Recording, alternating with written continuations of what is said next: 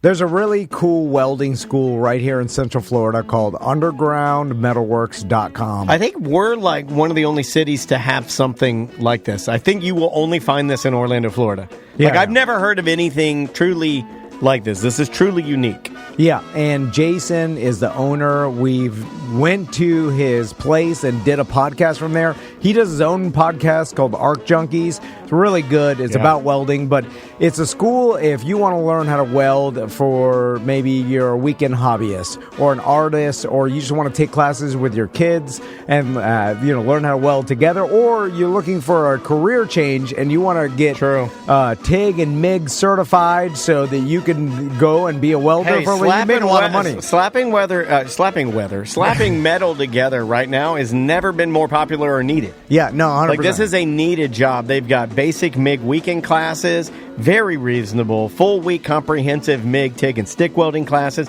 You can even buy your loved one a gift certificate if you want to surprise them with classes.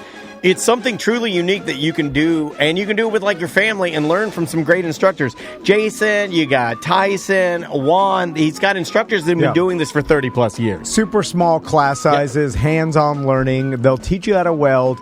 10% off if you use promo code mediocre. Just mention Tom and Dan. Please do. You'll get a percentage off, and it's underground-metalworks.com. Welcome to A Corporate Time with Tom and Dan. I'm Tom. I am Dan. We're live on Twitch and YouTube. Come on over and hang out in the chat room. Like Duncan, our buddy Ryan's in there, and Christine's in there. Just search on YouTube at Tom and Dan Live, or pretty much anywhere. We're also on Twitch, so if you play video games and you're on Twitch, I've been doing a lot of video gaming. All right. With my daughter recently. She's kind of gotten back into the old Nintendo, so we're back on that vibe. So yeah, just search for at Tom and Dan Live and all social media platforms at Tom and Dan Live. With us, like every Monday from the Orlando Talk Show, it's comedian Ross McCoy. How you doing, Ross? Hey, guys.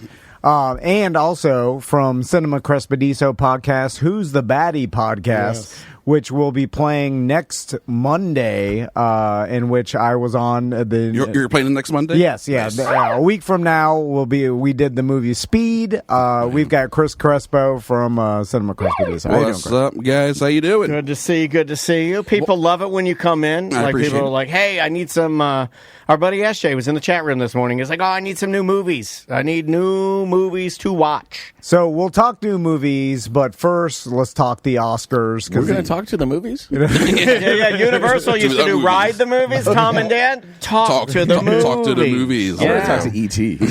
Play it again, Sham. No, thank you. No need.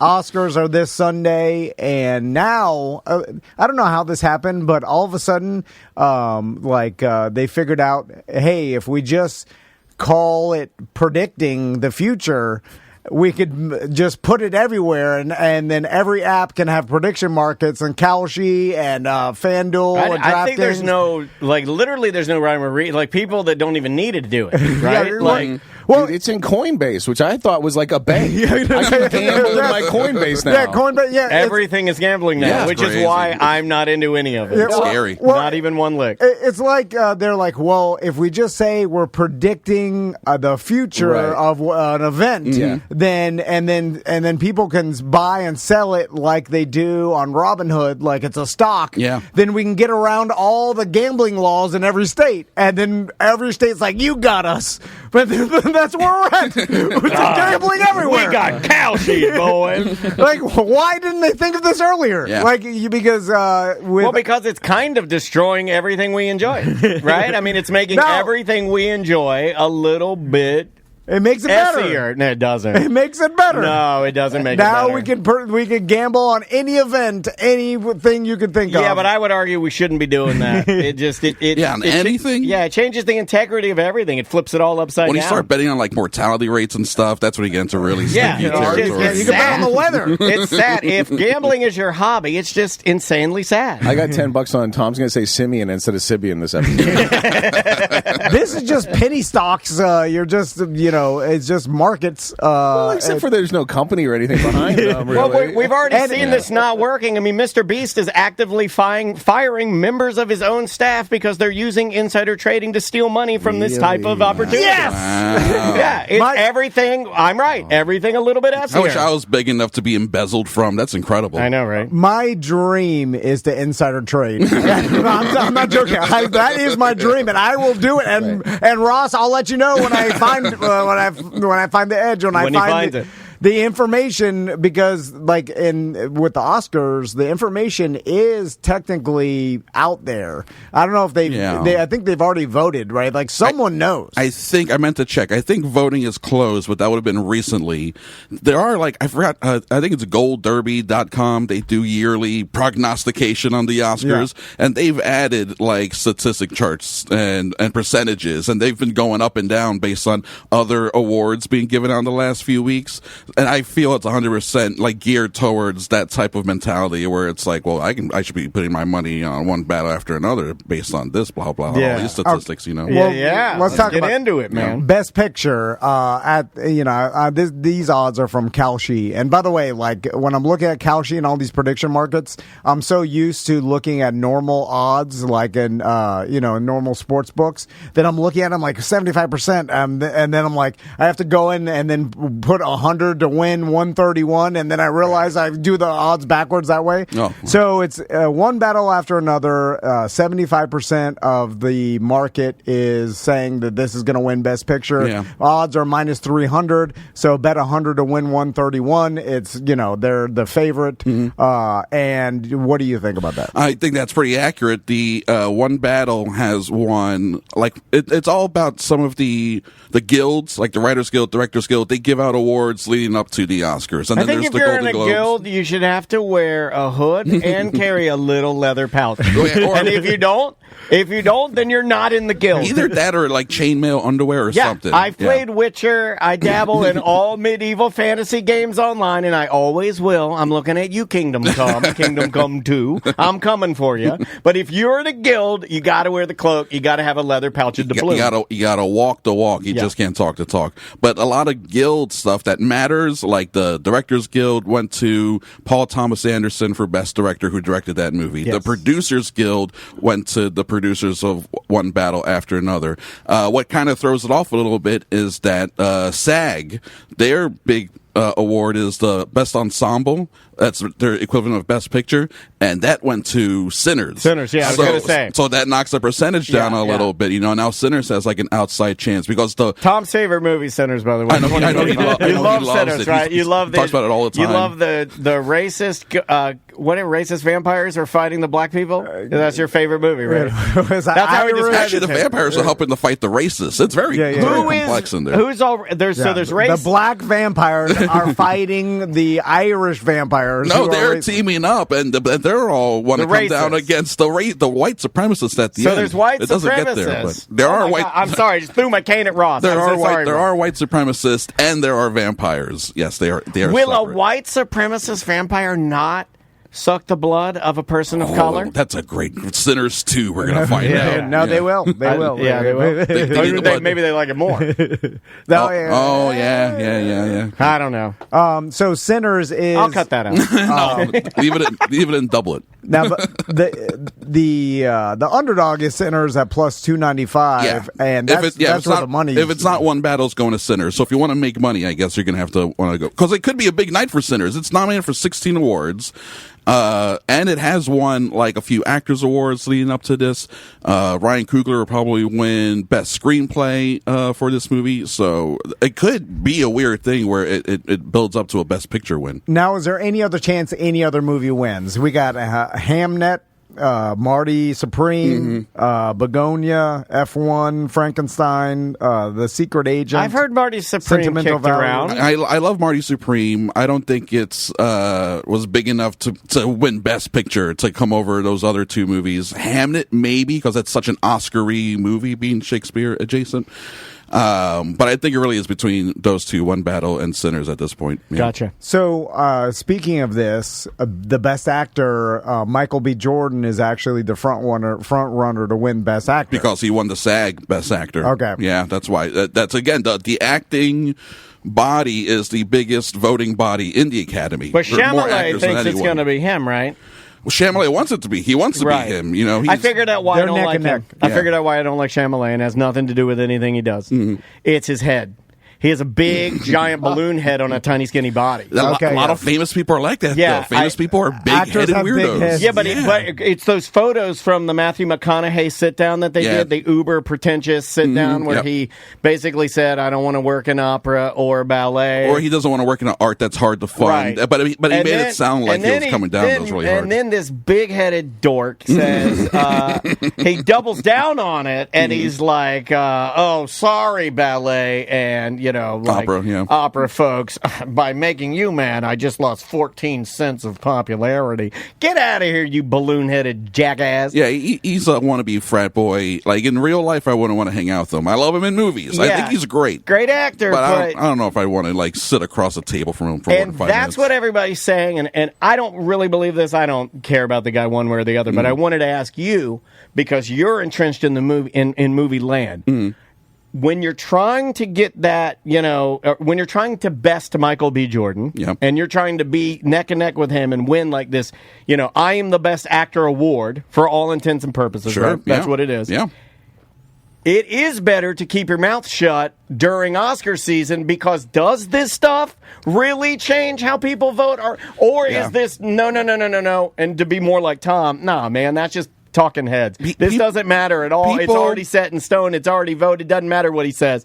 So what is your take on that? There are people who waffle and make decisions on voting, like on really minor dumb things in a presidential election that really matters. This is for stupid movie awards. Yes, there are people who are going to waffle and not really have a strong opinion, and then Chalamet does something like this, like, I don't really like this guy anymore, and then they'll vote for Michael B. Jordan or someone else. He, for sure, has been losing votes based on some of his public antics and some of his interviews. He needs to, who am I to say, but I feel like he needs to have dialed it back, just been out there, just do some interviews. I think because he did a lot of stunts leading up to Marty Supreme to like market that movie, and it worked out pretty well. For what that movie is, it made money. I thought he was going to do it.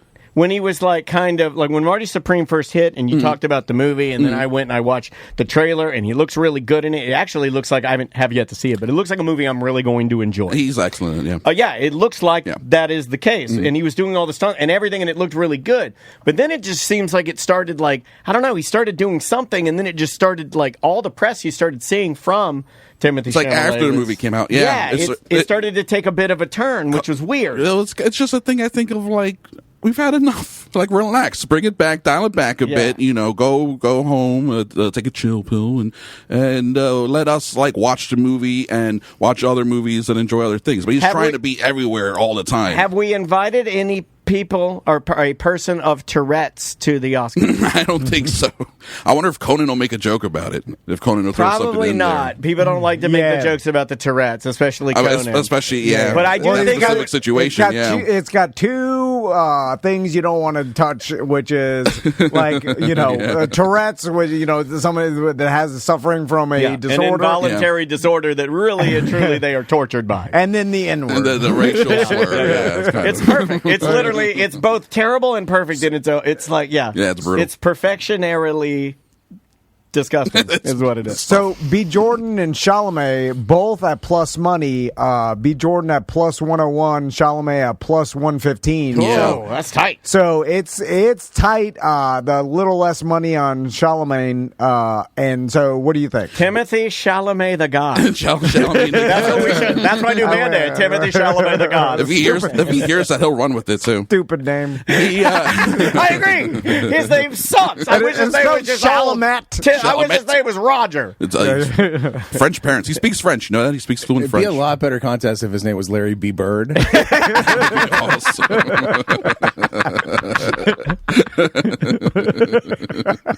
You took your dumb pill today, and I'm glad you did. I needed that. Basketball joke. Old Larry B. Bird. Oh my God, That's good.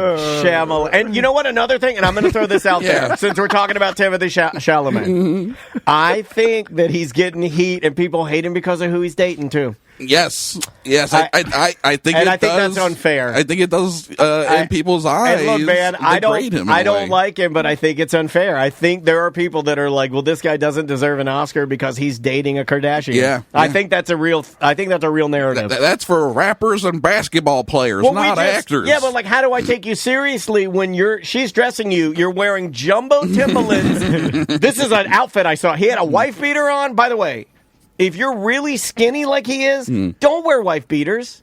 That's not a knock. It's just they're not made for you, man. Yeah. But he had like a wife beater on. He had on Jinkos and big yellow Timberlands. And I'm like, I can't take anything you do seriously. And you look like a fool. You probably shouldn't either at this point. I mean, if he's walking around like that. Now, there's a huge long shot with Leo at plus 1,500. He's the third in line on this, you know? So, like, I mean, is it worth putting $5 on Leo? There's no chance. No chance. Timothy No chance on Leo because he hasn't won a single thing. No one's been talking about him in that context. As much as people like that movie, you know why? And people like him in it, no one's been talking about him as like best actor. It's sizeism. It's because he's chubbier. And he's also like 6 feet tall. Yeah, it's because he's got the doughier face. We want one of these little guys. Seriously, Michael B. Jordan's like he's 5'7". not a rat man. He's not a rat man. He don't fit the MO. Everybody now, every guy, they're hot for rat man. The rat face. Leo has a chubbier. He's a dad. I mean, he's a. Timothy is the king of the rat faces, and then there's that Josh O'Connor guy. Tons of rats. There's a bunch of rat guys out now, there. supporting actor, the money's all on Sean Penn. Mm-hmm. And is that the look? It has been since the beginning. I also have a very large bet that he's going to be killed by El Chapo before the Oscars. So. Again, the mortality futures market is fascinating. It's going to be him. The only award he hasn't won. Did somebody drop a shell casing? It does sound like someone dropped a penny. Did somebody fire a gun in here? Like, I heard a shell casing hit the ground. It was the tab. Did you hear that? Yeah. I'm like, oh my god, shell casing. Everybody quiet. Delroy Lindo won supporting actor at SAG again, which is like a big deal because those are the actors. By the way, go back and watch his face when the Tourette's guy yelled the N-word. Oh yeah, watch that guy's face if you want to see how if you're like, oh, it's not a big deal. Yeah, go watch it. If you want to see a guy get hot under the collar really fast. Yeah. If you want to go see if you're one of those people that's like, oh, that wasn't a big deal, go watch that guy's face and tell me. You see his ears turn red. Yeah, it's honestly. The steam starts coming out. Unbelievable. He did win for the SAG award, which then also that came after the BAFTA. So I wonder how much. Anyway, but yeah, it's probably going to be Sean Penn. He's like an Academy Awards darling. This is his 6th nomination. It'll be his 3rd win if he does win. So good money is on him for sure. And you mentioned before Paul Thomas Anderson for Best Director. Either him or 90%. Yeah. If it's not him, it'll be Coogler for Sinners. If there could be a split would be interesting. I would say Paul Thomas Anderson seems to have director locked down, but Best Picture could go to Sinners. I've talked about their weird ranking voting system that they have for Best Picture. It's not a strict, first, second, third place type thing. So it could slip down in a weird way, and we get a director Best Picture split. It's been happening more and more in the last 5-6 years. So with Best Actress, we have Jessie Buckley. Yeah, for Hamnet. Okay. Yeah, she plays a grieving mother in that. The wife of William Shakespeare and a grieving mother. She does a lot of crying, a little bit of screaming, a little bit of laughing. It's a big acting performance. Crying, laughing, screaming. I'm in. They love that at the Academy. They love that. Show me some rain. 95% of the money is on her. So it has been since Hamlet played at festivals last summer. No one has ever really looked at any other actress since Hamlet came out. Even though that's not a particularly popular film right now, but after this week, more people will start watching it. It just came out on Peacock, I believe. It's out there now. One of the streaming This just services. shows where my brain goes. No other reason to say this, but when you say Hamnet, my brain goes Spam-A-Lot. When I first saw Hamlet in writing, I thought it was a comedy. I thought it was a Hamlet comedy it's a pig-based based on like the Shakespeare. internet. Yes, it's pig-based Shakespeare is what a Hamnet. Yes, I was thinking it was like an internet Hamlet of some sort. I was like, what is Hamlet? And then there's a big text in the beginning of the movie that explains Hamnet and Hamlet are essentially just two spellings of the same name back in the 15th century. Always a good time when you have to have a big wall of text to explain your movie. Right, exactly. Yeah, when you have to front porch your movie. It's funny because Melissa, our video editor, said the same thing. She pictures a pig in a net. Me too. Hamnet. Hamnet, Yeah, that's how you catch pigs, with a ham net. So Yeah. As I browse That's how through, stupid I am. I'm with you though. Chris, as I browse through all these bets and these predictions, I'm trying to find the bet I want to make that can make me the most amount of money, and I landed on best original screenplay because all the money's Because on. above all, you're a reader. Okay, here's my handicap for this. So we know your handicap. Sinners has most of the money, 95% Yeah. of the money on the screenplay. Yeah. Although for original screenplay, it's just a movie about vampires. There's two twins being split screen played by the same person. Yeah, well, it's not original as in like tropes and conventions, but original as in it's not based on a book, an article, another movie, stuff like that. The person's playing the same twin. I mean, they did that on Clarissa Explains It All on Nickelodeon, for Christ's sake. You know, when anybody does that, I'm like, wah, wah. Like, immediately, I'm like, I can't watch this. But on the flip, there are people who love that, and it's been around. It's been one of the oldest tricks in movies, and people still to this day are like, "Oh my God, he handed himself a cigarette." Did you see that? That's incredible. Oh my God, it's Hulk Hogan standing next to Hulk Hogan. But do arts? There's two of them. The people like it because we're fools. We're like, it's the same guy. I don't like it. I hate it. I hear it. I'm like, what? He's playing. Oh my God. But do art? Flush it down the toilet. I was kind of against it until you said they did it on Clarissa Explains It All. Oh, man. They did. Do the art theme snobs song, of the by the way. world Was it Ferguson? that are voting on the Oscars? Do they like do it? they like it? Sure, because they like, oh, look at the technical achievement of how well they did it and all that. It's like the best version. This of it, looks et cetera, et nothing cetera. like Clarissa Explains It All. Clarissa has nothing on Michael B. Jordan's. Any chance? Aren't they embarrassed to put that in a movie? For Christ's sake, man, that's they're- going to be our best movie. Is that it's like it's him playing him? They were excited about it. Oh God! One's got a mustache, the other doesn't. You see? Apparently, Michael B. when he played both roles, the film it, he played one role wearing like tighter shoes, and then the other one with looser genius. shoes. Blinking Like walk genius, differently. my man. Yeah. Did you hear Michael B. Jordan when he played the second twin in Sinners? When he went to dance with the hillbilly racist vampires, he was wearing tighter shoes. Haley Mills did the What a same thing in The Parent Trap. Yeah. What a performance! I feel like oh God, just the whole thing. I love getting him wound.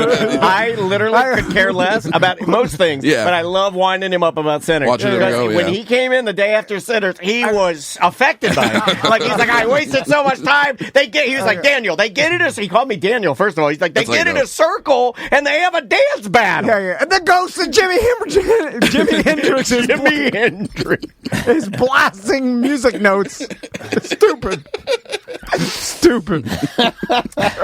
Can we get back to your movie reviews where you used to just give things stupid? Can we get back to that? Yeah, those We are good. used to, when Those are Chris good. used to come Yeah. in and you just go, stupid. Stupid. Yeah.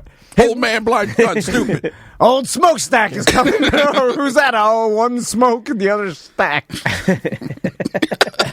Really He's mad. so mad about Really it. mad. He's so yeah. mad about it. Now I hope it wins best Yeah, the picture. other one that got him man. mad, Shape of Water, but that was years ago. But there's certain movies that just trigger him, Yeah. and he gets crazy about them. Yeah. And, What did your wife think of Sinner? She probably hated it. Yeah, of course she did.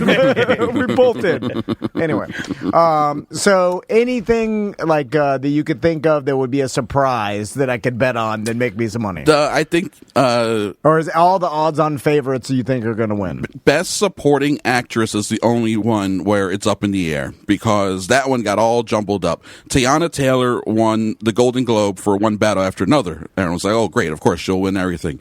And then Wunmi Musaku from Sinners won the same award from the BAFTAs, the British Academy Awards. Which was a bit of a, not an upset, but like people didn't see it coming. common. It was surprising. Right. Everyone was surprised by that Correct. for sure. So then we get to the SAG Awards, and the winner is Amy Madigan for playing Aunt Gladys in Weapons, which is the first time that award has gone to a person who played a role in a horror film.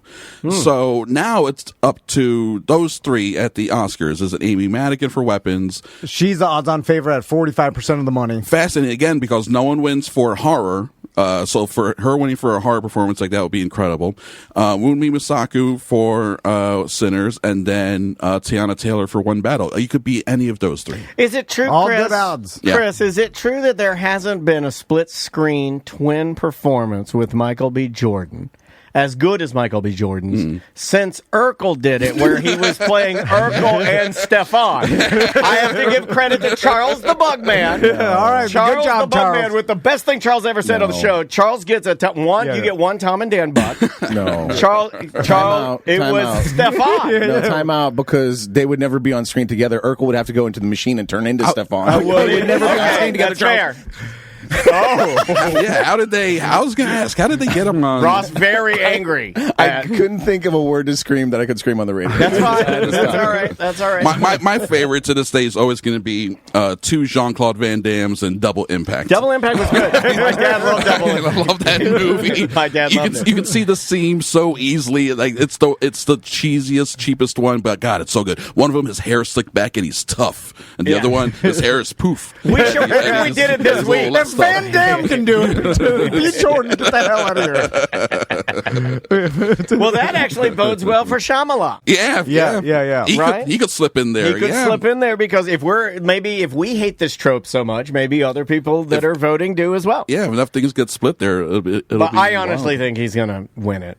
And I think at this point you owe it to the guy. Like, my God, just give him the award. I know he worked so hard. I mean, come on. Yeah. He did a lot of acting. Again, don't think of these as like the best acting, the best movie, the What best did you editing. do? It's the most. It's the whoever did the most acting, whatever movie had the most editing, And whatever movie had the most music is what's going to usually win. And what's interesting is that I think Marty Supreme and Sinners is kind of really close for the amount of work that they put in. They both had a lot of a lot. acting. So you could lay a lot of editing. Timothy and Michael B side by side, Yeah. and like they could probably go neck and neck on like I did this, I did the ping pong for 9 years. Yeah. It's me doing 25 scenes. I shot 24-hour day. They Yeah. could probably go neck and neck For which like is- how hard it was to do. That's why DiCaprio won for The Revenant, because you could see it on screen. Look at all the acting this guy Yes. is doing out there in the woods and the wilderness. You mentioned a movie I've actually seen. All right. It's a good one. It's Yeah. been like 10 years too. Happy 10th anniversary to The Revenant. That's a good movie. I like it. Yeah, heavy. I like a good documentary, and looks like 67% of the money's on The Perfect Neighbor to win Best Documentary. Which isn't that on Netflix? I think that's Yeah. going I to be the saw it. one Netflix winner for the year, and I think it's for that reason because it's on Netflix. Oh no, they also have K-pop Demon Hunters. It's nominated for some stuff, and those movies have been seen by people, especially documentary. No one has seen these documentaries, but that one was on Netflix. Yeah. I think then voters are, again, they're just people. They're like, oh, I actually know what this movie is, so I'll just go ahead and vote for it, as opposed to not knowing what the other Gotcha. four are. And The Perfect Neighbor. I haven't seen that. Have you seen it? Yeah, I watched it. Chat room says it's kind of rough. It is a rough watch. Yeah. Yeah. Like, but And it also has a strong gimmick. The body cam footage. yes, gimmick, yeah. It's pretty much all body cam footage. See, I'm obsessed with body cam videos now. Every afternoon, if I have time, I come home from here. I get home, I pour a tall glass of iced tea, and I sit and I load up my YouTube, my extreme violent body cam videos. I mean, they're just extreme. They're horrible. The Perfect Neighbor is a testament to mental illness, and the fact that one person could switch back and forth between personalities and like portray themselves as one personality, and then when It's almost like they're playing two people. this crazy lady can do it. Yeah. And then the second documentary that is like way long shot is Mr. Nobody against Putin, which I never even heard of. Mr. Nobody against Putin. Yeah. Yeah, Wonder who wins. I feel like every year there's always some sort of like anti-Russia documentary that gets nominated out there. Easy target to make a documentary about and get people riled up. Something about Putin. We're talking Putin. No, it's going to be The Perfect Neighbor one. That one, it's an easy bet to make. I think for sure. The Chris Crispo lock. The Lock of the Week documentary. I do love a good lock of the week. I forgot I had a giant lock, but I forgot at home. I was going to bring it and hold it up. Sound effects. Yeah. You know? That was going to be good. Lock of the week. So let's talk about some movies that you've seen recently. Sure. The Iron Lung. Iron Lung is... Surprising sequel to The Iron Giant. I did not see that one. And the Man in the Iron Mask. Yeah, it's a trilogy: Iron Mask, Iron Lung, Iron Giant, and it'll make sense when you watch them in that order. Iron Lung is an indie video game that's a really, really simple game that a YouTuber turned into a movie. This guy, Markiplier, his real name is Mark Fishback.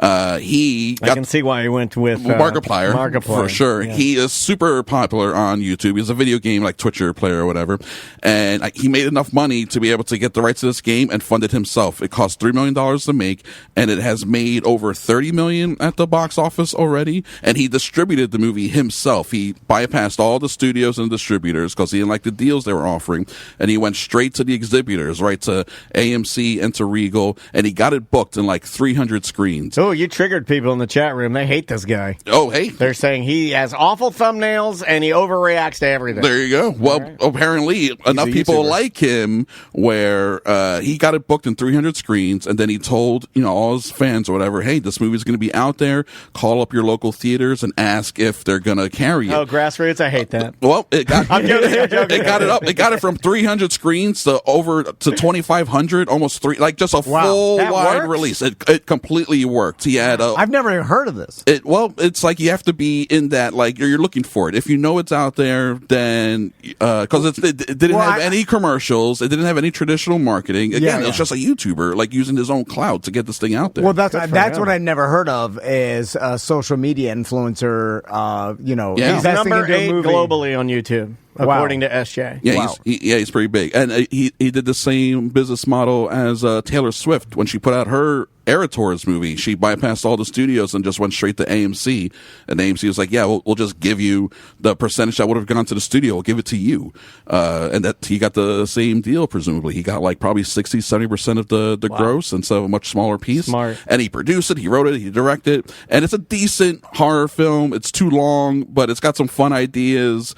I kind of liked it when I saw it, and I like that. It's an honest review. Yeah. It was, again, this guy, it's like his first movie, so it's almost like a student film, a really expensive student film. I really respect the hustle and the work he put into it and all that. I thought it was cool. Next up, The Moment. That's the Charlie XCX movie she did with A24.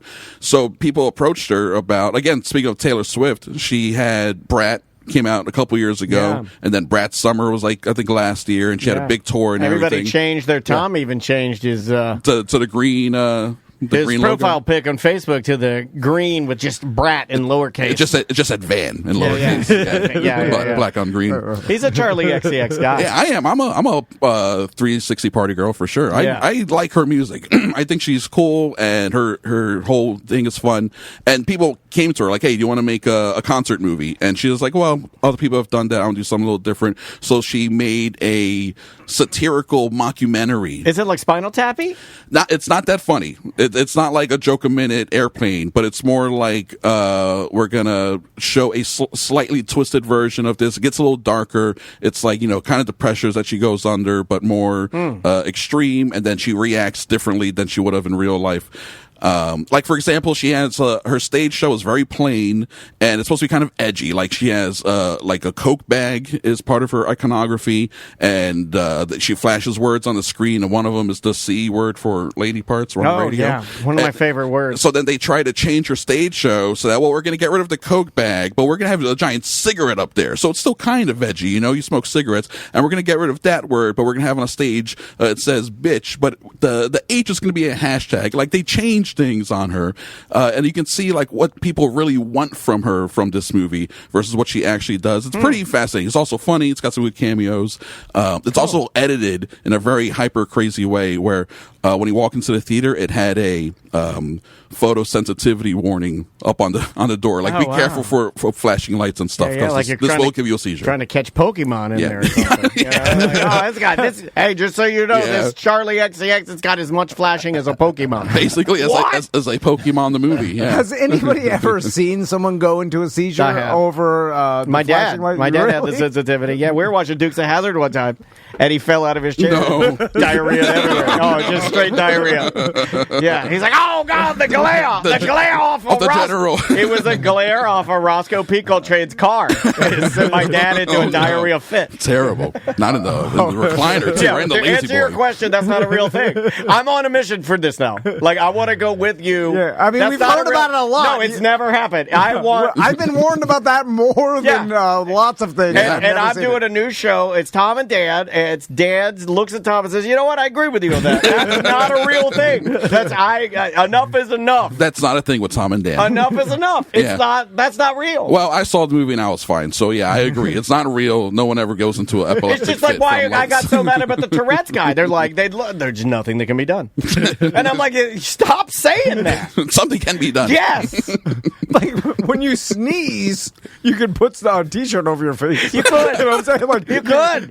Like, you can't. You feel it coming. Just put it over your face. I don't know. Anyway, Just keep it on there until the awards are over. all right. So, Send Help. What movie is Send Help is This is the one that I've been waiting for you to talk about this movie. It's pretty good. It's fun. It's Sam Raimi, who did like the Evil Dead movies and Drag Me to Hell, or his horror films, right? And this is a movie where it's Rachel McAdams and Dylan O'Brien, and it's like an office culture where he's the young executive and she is the VP who wants to move up, become a partner, but he won't let her. So this whole like power dynamic in the office that's in his favor. But then they're on a small plane that crashes on a deserted island, Castaway style. So they have to survive, just the two of them. They're the only ones there. And she is a fanatic of the show Survivor and has been trying to get on it for years. So she has all these ideas for how she can survive on a deserted island. And this guy is a pansy who does nothing. So now the power dynamic has shifted and she's in charge. And the majority of the movie is then dealing with that whole relationship between the two of them on this island while they're waiting for help.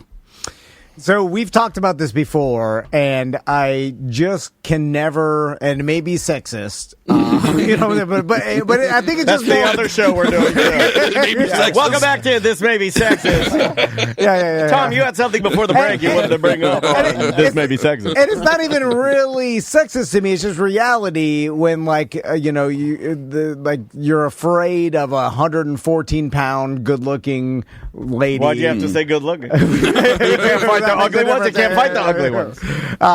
It is a movie. And then it's just like you could overpower her. I know maybe she has a spear or some sort of weapon. I'll take your spear. Yeah. I specialize in taking girl spears. It's the only thing I can do. Grabbing it from them? Yeah. I'll just grab the tip. No problem. Just rip it away. Maybe you'll be grabbing the tip. Hey. Yeah. And I just... Maybe we'll fight and do that thing where we fight, and then we both give up and we just... make love. Start making love. It was like the lady from Handmaid's Tale. Like, no matter how angry of a face you make, I'm not afraid of it. You're talking about the blonde lady. Yeah. I'm just not scared of her. I'm not scared. You get that wimpy Scientology energy coming off of you. I know you look really mad, but I could easily just hold you down. Look at that mad lady wearing a white bonnet hat. I'll spin a loogie and I'll suck it back up. It's easy to hold you down. Just hold you down. Yeah, I think what EJ's saying too is, and you're missing a couple of pieces here that do make it different, is I think that the man he's injured or something. So, he has a leg injury. Yeah, so there's she does get a leg up. Won't matter. She gets a leg. Even you can tie my legs together, I'll still hold you down. I mean, they go out of their way that this guy is pretty pathetic. They also do try to. It's funny to talk about her looks. It's Rachel McAdams. She's an actress. She's famously very good looking. Most are. So in the beginning of the movie when she's in the office, like they have her dressed kind of frumpy, and they're trying to get her across as a person who's like not very not that likable, not popular in the office, and like dudes wouldn't look at her and be like, ugh, whatever. And then when they get to the island after a few days out there in the sun and beach like hair and all that, all of a sudden she looks really good. Yeah, basically it's a take your glasses off. True. Let's give her a makeover. She got a beach survival makeover. It looks incredible. Oh my God, so, we're taking you shopping. It's incredible. It's ridiculous. Well, by the way, every time they do this, and like in this movie, I saw it. Like when she's in the office, they make her like she's got no makeup and she's got a little like maybe acne or bad skin. Yeah. And then it's like every man I know would bang this chick, and they would be like, "Whoa, how hot she is!" Like no matter like a little bit of bad skin and her hair's up and like frumpy clothes, because doesn't matter. We know what normal people look like. Like we know what reality. We know what the real world is. Yeah. It would take like some horror makeup to make her look bad. Like, insane. But it is a fun movie. I enjoyed it, and since it's Sam Raimi and it is R-rated, there are a few parts that are very like violent and over the top in a very fun way. That I was in a pretty full theater when I saw it, and there was a lot of like laughing and just people being like kind of shocked at what they were seeing in the moment in a positive, good way. Look, a woman overwhelming a man. That was Tom. Yeah, I heard that a lot. Yeah, it was like in unison too. It was strange. So, Crime 101. What movie is that? Crime 101 is it's one of these things where you feel like they don't make these movies. They used to make like 6 of these a year in the 90s, and now we get like one a year. It's just an adult. Land Before Time film? It's a Land Before Time. It's the 22nd one, I think. It's just like, a crime film featuring a bunch of actors. The stakes aren't too big. It's Chris Hemsworth is the thief. Mark Ruffalo. Are you ready for this? Mark Ruffalo plays a frumpy cop. It's crazy. You've never seen it before. But Ruffalo, he's the one that was very outspoken on the... He's extremely outspoken, yes, has been for years about a number of things. Yeah, but he's always the guy, and I sort of agree with this, he's always the guy that will like wear the expensive suit, burgundy suit, he's got the whole thing on, and then he's standing there at the Golden Globes, and they run up to him, and they're like, what do you think about, and he's like, I'm too sad about the world to even give you an interview. And I'm like, no, you're not. You dressed up in your burgundy suit, you fool. You're wearing it makes me so angry. Get off your high horse, Ruffalo. Yeah, Ruffalo, flush your head in the toilet, you idiot. Get back to acting. Yeah, just don't go. Yeah. If you don't take a stand. If you're so take a stand sad or don't take a stand. The plight of the world, then don't go there. And somehow I'm so dumb your last name makes me hungry. Get some Ruffalo chicken. Yeah. Buffalo or Ruffles? It's Ruffalo. It's Ruffles and Buffalo. Ooh, buffalo flavored Ruffles. Ruffalos. Dude, buffalo flavored Ruffles would If they don't sign up a deal with Mark Ruffalo and do that.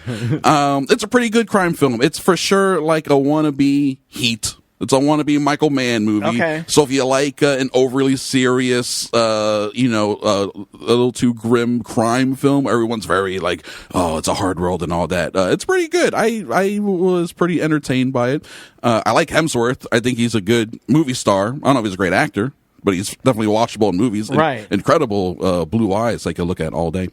Ruffalo is just doing his thing. Halle Berry is in it. She's great in it as well. We all can agree that she peaked at showing her breast in Monster Ball, right? Swordfish. Swordfish. That was the peak. She got paid $2 million, I think. And it for was that. like somebody just walked up and she's sunbathing, right? Yes. Yeah. That's the only part of the movie. If somebody said like, "You watch Swordfish," I'm like, "Oh hell yeah!" I have for Swordfish. Yeah, Hugh Jackman walks up to her and she's like reading a magazine. Yeah. And she puts the magazine down and it's like, there they are. Yeah. And then answers the question and then walks away and then they're bye-bye. Very gone. I feel natural. like that was very natural and sort of flat because she was laying down. I liked it. Some of the last fan service in a movie. Yeah. And they don't do it. Yeah, and now we got the smartphones and we don't need any. We don't really get that anymore. But Crime 101 is pretty good. It's definitely one. I'm glad I saw it in theaters just because I like movies in theaters. But it's like, when it's streaming, it's Saturday afternoon, Sunday afternoon, and you're home. It's a great dad movie for sure. You know. Let's move to movies that are coming out. Project Hail Mary.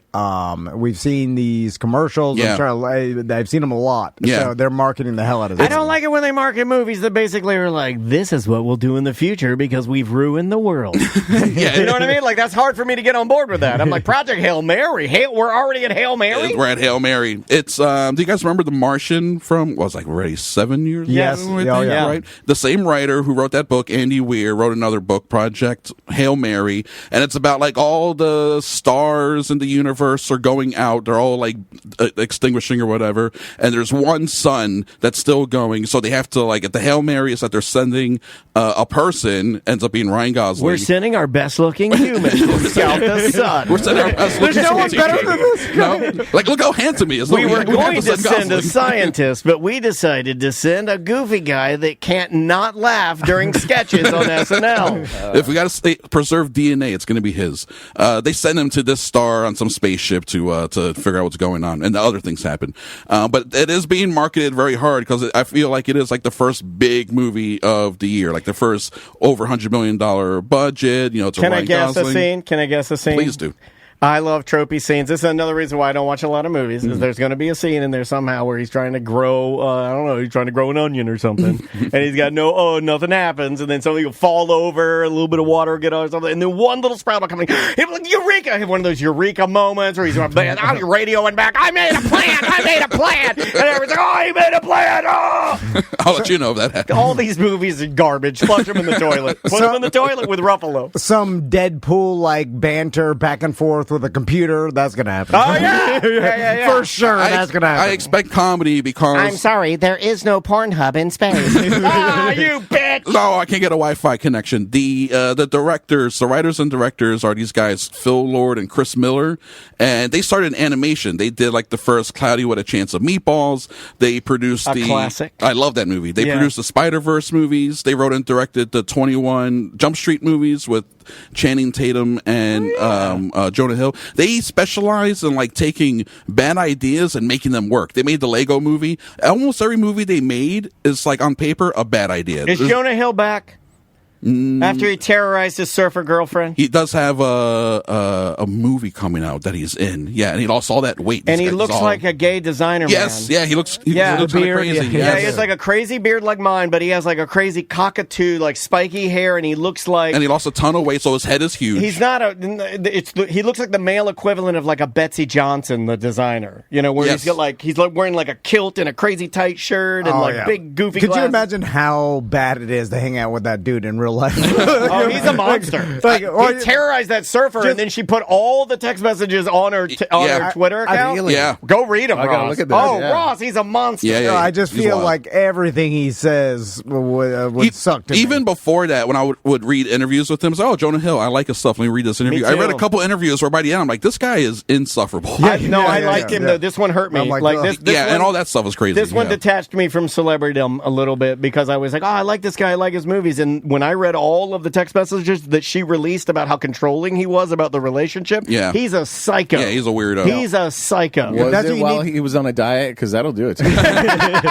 He's perpetually on a diet, that He guy. was grumpy. Yeah. All right, let's talk about the Super Mario movie, the new one. That's gonna What? be No, huge. let's talk yeah. about the one with John Leguizamo. It was amazing. And Bob Hoskins. Oh, yeah.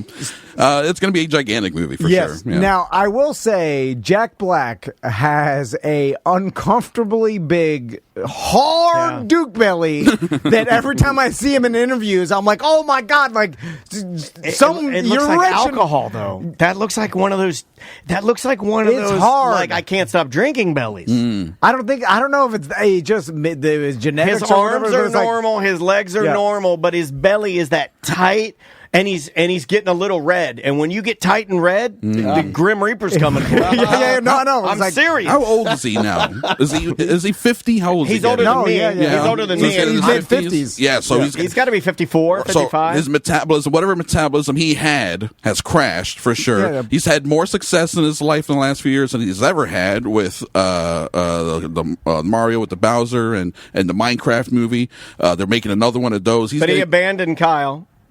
They're getting back. I'm joking, No, I'm they're getting joking. back together. He Yeah, abandoned I'm them. He joking. cut them They're back. loose, They're but he back. swam No, together, they're back. and now He they're needed back to protect together. his movie career. Yeah, and Kyle got it because it's like I need your coattails Yeah. to hold on to. This is going to be a hit, right? I It's mean, gonna my be a- sons it's gonna want be to a see it. huge I want to hit. see it. Yeah. The first one, I thought the first one's like, It's to good. me, it's a perfect movie. You put it on, easy watch, very fun. It's a very easy, fine watch. It's Yeah. funny. It's got good jokes. I enjoyed the And first one. I hate to Nostalgia. say it, but and I remember I railed against him being Mario.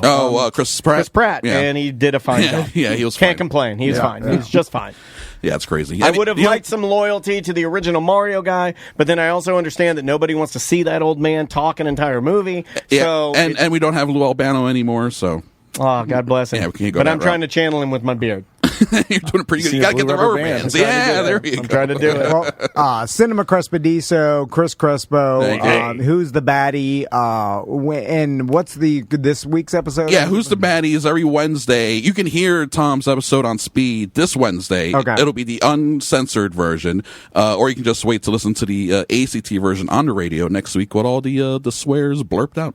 You Also, went swear crazy on there. How did you start talking about that? no, never Some of curse the- once. Really? Because I knew. Oh, I curse crazy. It was actually Tyler this time. Where I had to- Oh, I go nuts on these events. I go crazy. Yeah. I know. I'm like Chris is gonna have to edit this for a future It was ACT. yeah, it was so very- I'm just gonna very nice save of some Tom. space. That's a nice man. appreciate I'm going to that. start doing that too. I'm sorry. No, it's fine. Tots with Ross, the Orlando Talk Show with Ross McCoy. Also, if you want to go gambling with him on the Victory Casino, You're going gambling with one of his best friends, Ram It is the Dave. Ram Dave. Gambling Invitational, March 21st. Hit me up for tickets. Yep, just the email Ross. What's your email again, Ross? ELROSS@hotmail.com or any social media. LRoss at hotmail.com. All right, we will be back with two firefighter friends, and it is nuts.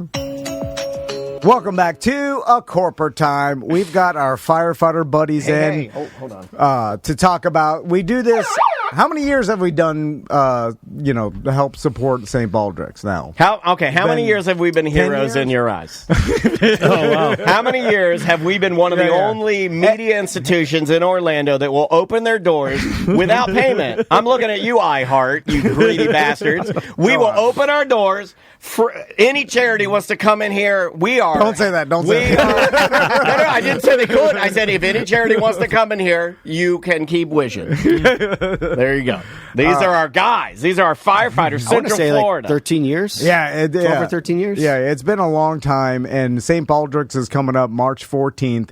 It's going to be at Citrus City Craft Yes. up there in Lake Mary, and Steve and John are here. They are firefighters, and they now remind me again, Orlando and is it Orange County? County. Yeah. The county versus the city. yeah. I always want to Yeah. put you guys against each other. Yeah, for some yeah, you reason. do. Because it's more fun. Yeah. It's just more fun. Well, there is a rivalry between fire stations. I know Competitiveness, yeah. that. Yeah. Right, Steve? Yeah. Put it right on the spot. I like that. Good job. It's friendly. Yeah. It's, It's friendly. Who can put out fires better? Have you ever thought about that? Like, they've thought about it. Do you guys look at the numbers at the end of the year and you're like, we saved more lives? Do you rub that in people's faces? Well, we're bigger, so we've saved more lives. Okay. They make more money. Okay. And How is that fair? yeah, that doesn't make any sense. I don't know. Yeah, Who's let's talk got the about Kelly it. days? Yeah. They've got the Kelly days too. Oh, yeah, man. More? Oh, They get more? They get The Bumpkins get more? You're City Mouse. And who's And- County Mouse? Who's County Mouse? He's city. You're City Mouse. Yeah. So City Mouse gets more money than County Mouse. You're And- Bumpkin. Yeah, city. and outside of John, most of them are taller than us too. Oh, They you know hire- what? That's not going to Here we fly go. in this house. I'm sorry. They Here hire we taller firefighters. Now, I heard that Okoe's getting the Kelly days too. I got that text and he's like, we're getting them. Yeah, I'm like, yeah. man. Congrats. I'm like, that's the sweet spot. Yeah, they most It's an departments. all-time record, 2 minutes and 40 seconds on Kelly Days. We've done this 13 times, and that's the fastest we've ever gone to Kelly Days. Think about how awesome this is. Hold on. So even Kelly days are now like antiquated. Most departments are trying to go to 24/72s. Okay, explain to 24/72. So right now we work 24 hours on, and then we're off 48 hours. And so they're trying to make it so we work 24 and we're off 72 hours, just because they've done the math on sleep deprivation and how that leads to Who did the math? Mr. mental Lazy? illness. Mr. Lazy did the math. Hi. Hello. I'm Professor Lazy. Let me do this math. Oh, I suddenly need 190 hours of sleep. What? I had a hip replacement. I was back the next day because our app crashed, you pussies. Get to work. Get your hoses. Wet them down. Get them wet. That's what I'm saying. Woo! I'm saying get your own and get out there and spray some water, you lazies. You go from 48 to 72. Crazy. How about a 55? This is what's wrong with America. This is why we have no more railroads. Because we have weak people. I want railroads, but there's nobody strong enough to put a spike in the ground, you pussy asses. Anytime you want to come out and do the job. That, by the way, yeah, my partner's on a cane, and I like AC. I don't do much of any real work. His ranting looked extra special too, with his beard. And yeah. How do you like my old man look now? Yeah, no, it's good, right? It's something. It's good. It's All good. right, so It's something. okay, let's talk about St. Baldrick's it real would quick. be prime. I mean, my look, I would say, would be prime for shaving for St. Baldrick's. It would. Are you coming out this year? Probably not. No, I'm probably on a cane. not. Yeah. I'm on a cane Hey, and why everything. break into tradition? Hey, John, that's 13 years of. Oh, you should talk to the That's comedians. 13 years of saying you're coming out and not. But at least you're not saying that this year. You should talk to the comedians that come in here. They get mad. I didn't know that we would hit. We almost hit maximum velocity with comics because they come in here now and now they're like, "Hey, you've had us on the show for like 17 years and you've never seen my act." And I'm like, "Yeah, what's wrong with that?" Yeah. Yeah. You know, I know. I get the gist. You get to tell some jokes. John and I did the math. Tom's lost 7 grandmothers. Is that what it is? Because every year, How dare you. every year, I didn't know you. every year, That happened one time. every year he commits to shaving his head, he loses another grandmother. I will not kid you. He did say to me one time, he's like, "They won't remember." And he launched the lie. Oh, what the hell? No, listen. And also, us promoting the event does 10 times more than actually going out there and shaving our head. And No, that's not true. No, They did the math. You know You're what? telling yourself that. No, you know my you come fire. out with a camera and you FaceTime live, you shaving your head. That'll get some views. That'll get clicks, as the kids say. Yeah, it'll get clicks at that time, but then everybody's seeing it live, and then they forget it the next year. It's all about the No, pre-promotion. because then everybody who knows you, when you're walking around for the next 2 months with no hair, they're going to be like, "What, Tom? What happened?" And then you tell them the story. Well, I was part of this great event. It raises money for pediatric cancer. It's St. Baldrick's. You should come out next year. You should donate. Can I just donate? Here's the Yeah, thing. because I don't think you would ever shave your head, right? Like, because even over me, and I'm not saying I'm I would- braver. This is not what I'm saying at all. Well, you just told us you were more sounds like brave you're- sitting behind that mic than fighting fire. I flap my gums a lot. No, but I just think he knows in his brain and has convinced himself that he thinks he will look more hideous bald than I would. So he would be, I think he's a 0% chance of ever shaving his head just because you did it one time and you said you look like King Kong Bundy. Oh, I do remember The that. wrestler. I said I look like King Kong Bundy's son, Junior Bundy. And then, His name was Bud. and I look also Bud Bundy. like a white supremacist. You do. Well, I look like the other end of the white supremacy. You look with like the- one now. I know. Yeah. I do. Oh, could you imagine if I shaved my head? We'd be a right podcast. Yeah. Which is every other podcast. Are you hiding of any ours now. tattoos under there? Would you imagine if we got rich? Yeah, it'd be a hard pill to swallow. I'd be like, oh, I'm rich. I'm just, Well, I'm just So I did pretend- suggest the mustache next year. Yeah, okay, yeah. Now, here's what I will promise. And hoping you'll forget is that I was talking to John. I promise I'll be there with my Mima. Yeah. So- Mima number 8. I have been thinking about this when, what's the oldest you can get into firefighting? like, can What are I you doing? get You're doing a Rodney Dangerfield movie. So Rodney Dangerfield is old backdraft. We had It's old backdraft. That is old tricks again. Hey, is somebody trapped in this fire? Where's my hose? That got a little Dice Clay at the end. Rodney Dangerfield. Maybe it's the ghost of Rodney Dangerfield and Dice Clay are in old backdraft. Like, can I be a firefighter at 50? Let's just say, like, me and Dana are going to eventually retire from podcasting. You want I to just- start at the age of and then 50? I just want to do dispatch. And also, I can What's your emergency, baby? I could do. I'm good at that. With Kelly days, 72 hours off. I could do the podcast and firefighter. Well, you get one or the other. You don't get Kelly days and 72 off. Oh, okay. Yeah. Either one is not that But much I feel honestly, this. I don't know if this is what you're thinking, but I kind of think it is. I kind of feel like anybody could do your job with 72 hours off. What do you mean? Any person given 72 hours of rest could help in for fighting a fire because you were fully rested. Well, can you? I'm This sorry is for this. disrespectful. That's the point. No, It's it's just disrespectful. It is disrespectful. No, well, you All guys. right, Tom, to answer your question, Yeah. This is My Tom's tax station- for the promotion. This is a bully tax. my station has a 71-year-old at it. So, yes, you can do the job at 50. Is it optimal? No. No, absolutely not. Yeah, but if I'm in shape, and I'll still be in shape, and I'm going to start hitting the T hard next year. And then the Adderall back again. And Adderall T, testosterone blocker, estrogen blocker, little bit of Black Rifle coffee. And I'm ready to go. I too have been sprinkling in some Black Rifle coffee, and I've been punching the drywall, if you know what I mean. Punching the drywall. Anyway, so can I start at 50?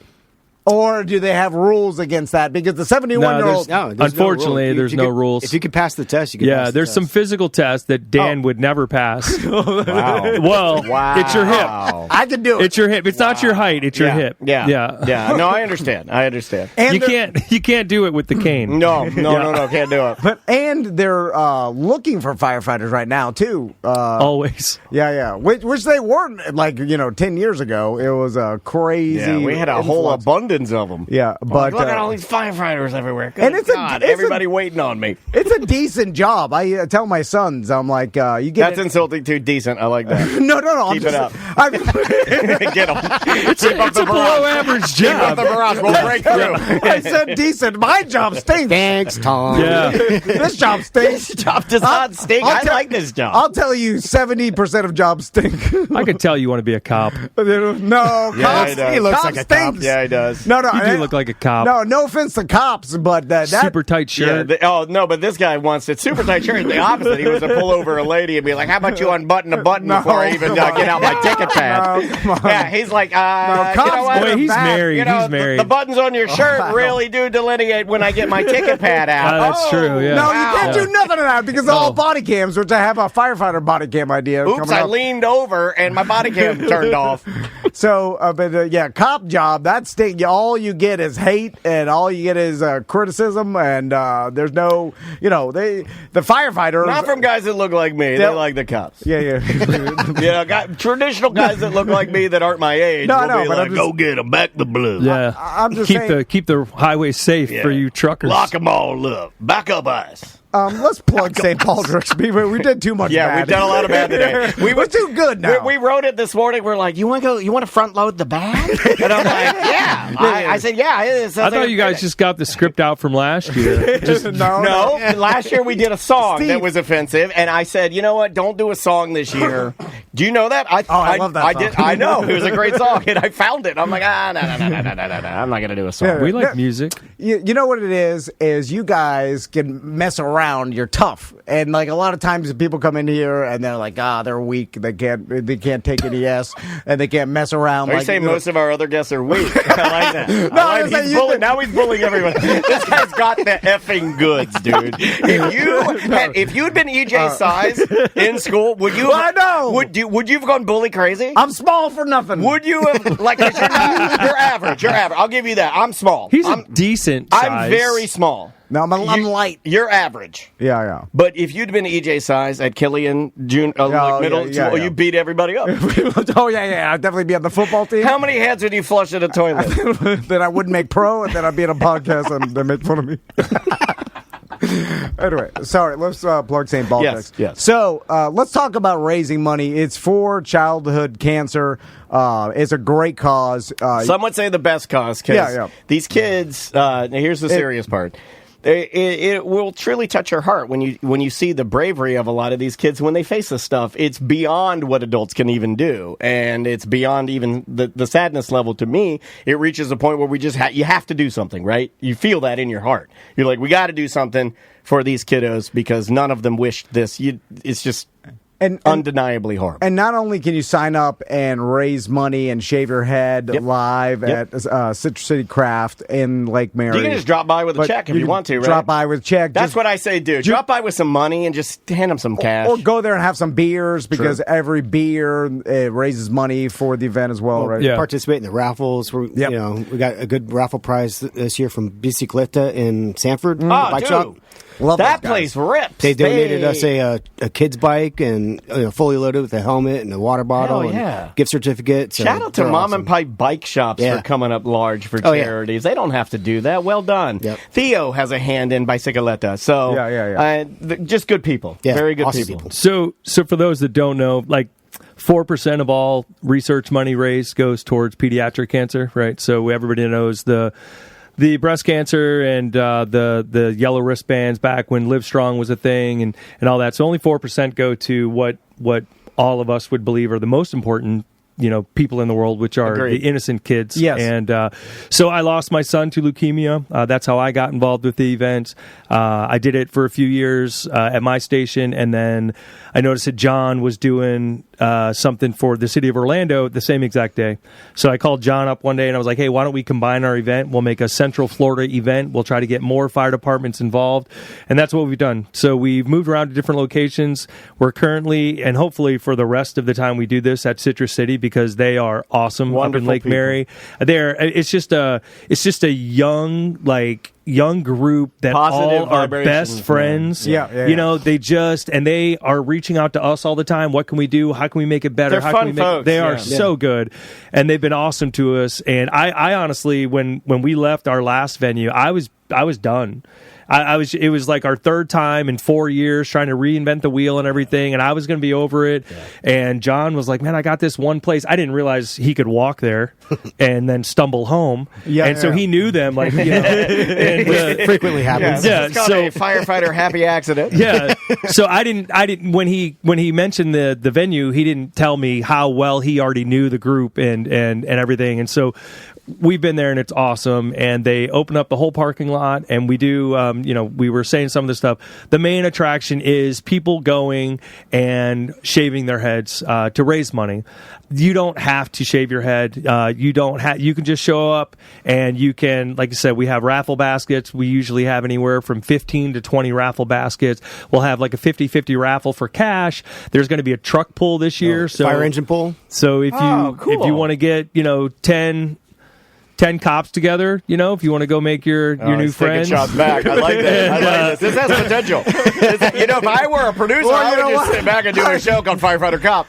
I do know 10 cops, and we will be there. We'll be there. I know. You got to check with your Meemaw first. Yeah, check with your Meemaw. Oh, my God. All my grandmas are dead now. And you can put your body cam on so we can hear you grunting and moaning the whole way. Well, I only turn them off with the cops. I'm so proud of you guys. Who would think that in 13 years we could get our two firefighter buddies to make dead grandma jokes against you on our show? That's crazy. That's crazy how quickly we radicalized you. Yeah. Wow. Yeah, see how that happens? It's pretty easy. They're horrible people now. It's pretty easy. Well, once you get the truck moving, it's easy. You know what I'm saying? It's the momentum of it. Yeah. It's just getting it off, and then you get a couple of guys pushing from the back just to get it started a little bit. Yeah. Anyway. So there's going to be food trucks out there. There's obviously craft beer out there, and we're going to have a huge kids zone. It's very family friendly. So that's kind of the gist of the event. Please do not be dissuaded from coming out because you think you have to shave your head. You do not. Yeah. Most people don't. They come out with their family. They're, some people, they have a few drinks or whatever, then they decide, yeah, let's do it kind of thing. But it's just a good time to come out. And we bring out an honored family every year. We try to bring out a family that we want to show that there is support and they're not alone, because you feel very isolated when you're going through it. Yeah. So we bring out a family every year. This year, our the boy Colton. Currently, he's Ned. He's no evidence of disease, so right now he's healthy, which is awesome. That he just got cleared, so it's awesome. So this is he just rang the bell. What? Yep, 2 weeks ago. Yep. So this is not only supporting, amazing. but like like celebrating this accomplishment. So he's 7 years old, cutest little. He's a twin. So his brother Jackson, was out there with us, and when we met the family and got to know them, so it really is like we try to support the family, but we also try to show those that come out that like your money is going somewhere. It's not just going to a machine. There are actual humans, out there with a heartbeat and families out there that are getting, something out of this. And partially because of our event, Arnold Palmer now gets an annual grant. Well, they're super transparent about it. I'm glad you mentioned that. If you go to the St. Baldrick's website, and you can just Google it pops right up.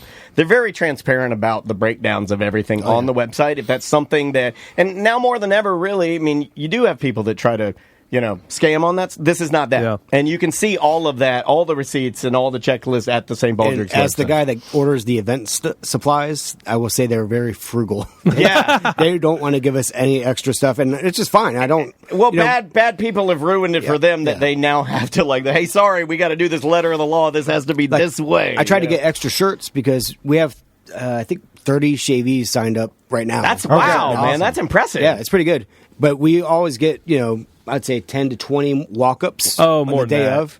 So we like to get extra shirts so we can give them a shirt. Sure. And they're just like, I don't know if we can give you extra shirts this year. I'm like, come on. Yeah. Well, I mean, when economies are good or bad, I mean, like charity's always depending on how things move. Yeah, I totally get it, but I mean, no, I know it's hard to raise money, and kudos to you guys because people forget how hard it is. If you've never put on an event and tried to raise money for things, for local community events, for charity, you don't realize how hard it is because, people give you money, and then and I understand on the business side, people are always asking for money.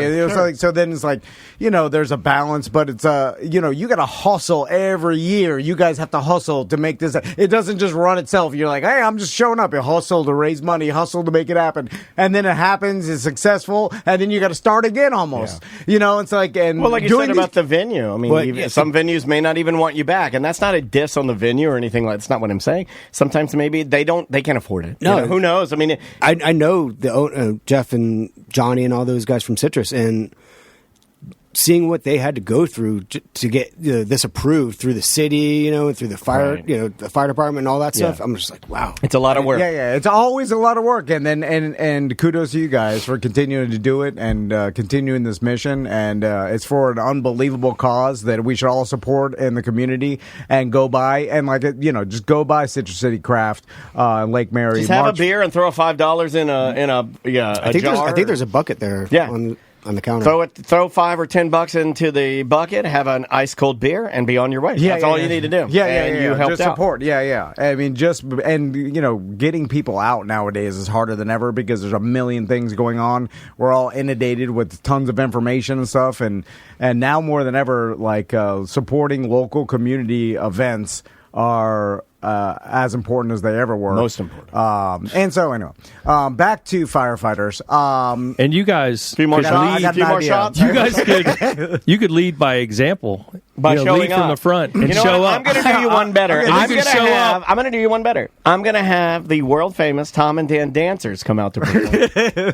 What if I said Are they midgets? What if I said you can't say that word anymore? You just canceled yourself, sir. No. Well done. That's the cancel alarm. That's the locker room talk I was talking about. See, that's what I say that all the time, and I say the R word. We call ourselves little people, sir. But I can't say it. I can say it in the locker room amongst my buddies. Anyway, this may sound it felt good to hear the real word. You guys are going to attack I'm joking. me. And you guys are going to say I'm lying, but I will be in Colorado next weekend on the 14th. He's jet set all over the world. No, I'm saying that was pre-planned. I had no idea. Usually you do your event on the later March, I thought. No. After St. Patrick's Day. He's going. So basically what you're saying is you went on the website, you saw when we were having the event, and then you scheduled your trip. I started in October, November, so that's when you book the tickets, Do you think they'll believe by my Colorado story. And I'm like, I do it. They will. They'll buy it. Yeah. It's my son's spring break. I have to go on this trip when they're Have to off, go. when they're off. The best part school. about this is his sons hate skiing. You know? They do. They love it. They love it. They love it. Okay, it's the only time, so it just happened to happen. And you're doing a little something for your Mima, right? You didn't have a Christmas break or summer vacation? Yeah, well, this is a ski trip. You see, Steve. Yeah. Rich people around here, they used to do that at the. So- the rich school up here. Andrea told me this. Do you know? Was it Winter Park? They used to do. They'd have like a ski week.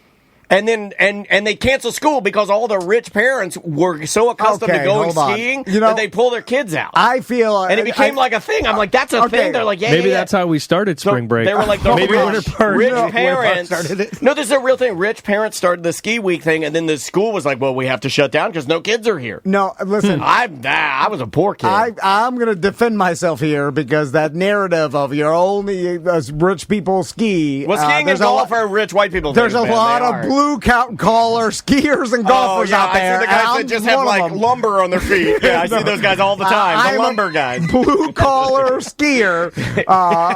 But this is a blue collar small business. You always see Jeff Foxworthy ripping up the slopes. Oh, there's Bill Engvall. There he goes. There's your sign. 2x4s. There's your sign. Oh. All right, enough about me here. Let's talk about the firefighters. You guys need body cams because I've stumbled upon these videos of firefighter body cams, and they're saving animals, and then they got the Cranberries playing, and it's a mashup, and it's got millions of views, and I'm like, this is what you guys need. Also, you can promote St. Baldrick's by just every time you save an animal, then you. I did that for St. Baldrick's. Yeah, you put it, and then it gets. You yell, it's for the kids. Yeah, it gets huge views if you save animals. Like John, you save some ducks. There's two things I hate: animals dying and pediatric cancer. You saved some ducks. No, I didn't. Somebody in the department did. Oh yeah, but that just say it's you, man. Well, I'm not going to take somebody's glory. If you had the body cam footage of saving ducks, you put that on the internet. Huge people views. love it. Oh, the girls love it. Oh, girls love it. Yeah, everybody Guys loves love it. Saving animals. Girls love it. The girls want to be with that man. Guys want to be that man. And you saved animals before, Steve, That's right? Jerry Maguire. Well, Is it? Yeah. I don't watch movies. I don't watch movies. Yeah, I had a video, I don't know, viral. It went to the Weather Channel and CNN. What? Okay, You've been on the Weather Channel? Yeah, I don't know how I got on the Weather Channel, but basically, these two college kids call us up at like 10 o'clock at night, and it's myself, my lieutenant, but I was being trained as a lieutenant, so he was my engineer, and then we had a probie. So the probie had ridden in on another call on the rescue, so it was just the two of us. Probie is another derogatory term for small people. Yeah. Just letting you know that. This guy's out of control. So we What show is up. a probie? A probie's just a guy in Probate. probationary, so his first year. Oh, okay. You've never been in a biker gang, have you, cop? I knew you were a cop. A greenhorn, a rookie. So yeah, same. all the same stuff. So we show up, and these two college kids are like, "Hey, we've been hearing this noise for like a week. We thought it was water in the pipes, and then we started doing some investigating, and there's some sort of animal under our shed." And so they had a shed out back, but it was like a hurricane-proof shed, so it was cable tied down. It had like pallets under it and everything else. Nobody does that. So we look underneath, and sure enough, there's some eyes under there, right? And so we're like, well, let's just start digging. So my lieutenant and I, we start taking turns. We just start digging out underneath this shed, and it's a husky that we can tell. And it started digging under, and then when it got to the wood plank of the pallet, its back, it couldn't move anymore. So it was just stuck under there. So it was wedged in there. So now our probie shows up, right? And so my lieutenant at the time was like mid 50s, and I was, early 40s. And so we're a mess, right? We've been playing in the mud for the last hour. So our probie is in his early 20s. He shows up, and when he walks around the corner, he's got EMS gloves on. So he's got these gloves on, and he was like, what do you need me to do? And I was like, with those gloves? And he goes, yeah. And I was like, just go sit in timeout, man. And he's like, what do you mean? I love bullying the rookies because you're wearing gloves. He was like, what do you mean? And I was like, man, like our lieutenant's, he's 55 years old, and he's down in the mud. And what if I'm allergic to mud? He's not allergic to mud. Some people are allergic to mud. So I put him in timeout, right? I put him in timeout, and then when I swap with my lieutenant comes out. He goes, what are you doing? And he goes, oh, I'm in timeout. And he goes, well, if you're going to sit there, why don't you at least videotape it so you can learn something from it? And he was completely busting his balls about it. Oh, yeah. So I love sure that. enough, kid pulls out his phone and he starts videoing. Probably and had to take his gloves off. And he happened to capture when I was able to coax the dog out, and then our PIO took that and sent it up, and And he it had became a hero. Yeah, it had a few million views That's for awesome. saving a husky. Yeah, Huskies are dumb, right? I think they're dumb. well, they like to pull. Yeah, Anybody who likes to pull. I don't is think a they're dumb. smart. I don't mean that derogatory. I mean, my dog's an idiot, but I think it's like I think they're dumb. Yeah. They just pull, and Yeah. they'll be here in Loyal, Florida. beautiful eyes, dumb, Hot just as like my hell. wife. Yeah, They're the Oh. blue collar dogs. Yeah. But you need more animal saving footage. I'm telling you, that's the key. Okay, see, to Conway viral J, videos. I knew this would happen. Conway, you fell right into my trap. He said, F no, they're smart AF, Dan. I have one. Right into my trap. And then you doo-doo in that guy's gloves later, right? All the guys, they take turns doo-dooing A in little the gloves. bit of everybody. All 18 members of the department, a little bit of And doo-doo in the like glove. put it in his bed. That's what I would Put do. it in his pillowcase. Okay, when I'm a firefighter at the age of 50, I'm going to be doo-dooing in the new guy's gloves. I've always thought it would be funny to make an entire pillow out of feces for somebody. And just lay it on there and put lumps in it so it looks like a real pillow. Then they go to lay their head down on it. Oh, my God. You spray some sort of mace inside his bunker gear so his genitals get Oh, inflamed. icy hot. I did that to, Oh, I did that icy to hot, Jeff yeah. Birdie. I put icy hot. He had to go to the hospital. That was bad. You do icy hot. I icy hotted a man's jockstrap, and then when he put it on, man, and it went. I mean, like it was so. It had so much on there. I like it. You take a group picture, and then the guys get up on the roof, and you pour water on his head. I love that one. That's my favorite one. What's your favorite prank? When's the last time you did that? Yeah. Well, you guys fighting fires? Or They you doing can't pranks? do it anymore. You can't do it. They Yeah. can't do pranks anymore. No pranks? Because of the body cams. They've ruined everything. You wear a body cam during a prank? That's an idiot. What are you, stupid? No, because Well, the anything. probies do. Yeah. They always got their phones and they're filming everything. Then they're complaining to the chief. I mean, like I'm from a generation. So are you guys? Where you never complain to the chief over the old guys And, bullying and you. look at me. You I take it. am the chief. You take it. You never tell anybody. You don't even tell your wife because that's embarrassing. Emasculating. That other Yeah. grown men are bullying. I you learned every day. yesterday. I learned yesterday from Shaquille O'Neal to not tell my wife anything, and I will not. From here on out, I do not All tell right. my wife anything. Again, St. Baldrick's, March 14th, Citrus City Craft. Yep. Go by there and support 1 to 5 p.m. So just head by in the afternoon. Just grab some beers. If you want to go to St. Baldrick's and actually shave your head and raise some money, your family will donate to that. And you could raise a for lot sure. more if and then also like you do like you have a shaved head and people are like, oh, what happened? And you're like, I raised money for childhood cancer. You are a billboard. And then, Wow. yeah. Yeah. So that's equivalent to saving a husky under a shed. I think it's better. thing. I think it's better. Is it better than I think it's saving a child better than saving a husky? Yeah, you're I right. agree. You're Yep. right. stbaldricks.org, and then you can search Central Florida. It'll pop up. You can Citrus donate City. that way too, as well, right? That's why I'm saying Yeah, it. yeah. You That just is the quick digitally way, donate. man. If Yeah. you really just want to, like, Yeah. if you want to lazy it, go there and hammer that. Throw a little PayPal on it. Yeah, you know what if I you- mean? Just search our event, Central Florida. Central Florida. Yep. Citrus City Craft. Citrus City Craft will show up there. Yep. So, You didn't need to make him look foolish. no. Helping him out. Helping Yeah, a that's- brother out. That's Fellow. You guys need to do that. Do a real No, we shake- manly. Yeah, shake your forearms. You shake forearms like Vikings do. That's definitely the easiest way. If you say you're going to come out and then you really know you're not, and you're going to schedule a trip instead, then you can just go to stbaldricks.org. Or you can do what we like to do, like Tom and I like to do. We like to plan trips and donate nothing. Yeah. Right? Yeah. Because we've already donated our time. I'm sure the business department is running the numbers right now. You Of know what 40 minutes on our show cost. This episode's probably going to air after the event, so No, it's how not. dare you? Monday. I gave you a Monday solid Yeah. Monday 3. On Monday 3, let me just take. That's pretty good. That's pretty good. We only have a few people that have started to watch. Okay. I didn't think we were going to have to talk about this, but now we have to talk about it. There's only a couple people within Tom and Dan land or the universe that have started to figure out your master plan of how you put segments. One of them being, and the person that ripped the lid off of this, and I'm calling him out, Cadillac Pat. Well, Big fan of the show, Cadillac Pat. He comes on the show, he does a segment. Cadillac Pat started inquiring where his segment would be. And he figured out that Tom would always put him on like a Tuesday 4. no, I wouldn't. It's just how the And things. Cadillac's like, well, why? How come I'm never on like a Thursday or a Friday or maybe on a 1 and 2? He's like, Tom told him straight, you're not 1 and 2 material. He said that to his. I was one of the strongest. Like I was uncomfortable, but I thought you handled it well. So let me. I don't know how the sausage is made. Talk to me a little bit more about the 1s and the 2s. Okay, like there's what do we four got? segments on the. It's Okay, all here we go, equal. here we go. It's all equal. No, it's a whole show. It's you're on the show. You're on the show. That's how it goes. Okay, we'll leave it at that. So it's 4 hours. Yeah. No, it's not 4 hours. 2 hours. 2 hours. Four segments. Four segments. Yeah. segments. This will play on Monday only because we already did Friday show and we did Thursday show. We had Tupac's brother on. Yeah, we had Tupac's brother on, and then we got a lot of emails. Is that from a big deal? I don't Tupac's know. brother? His big brother, Mopreme Shakur.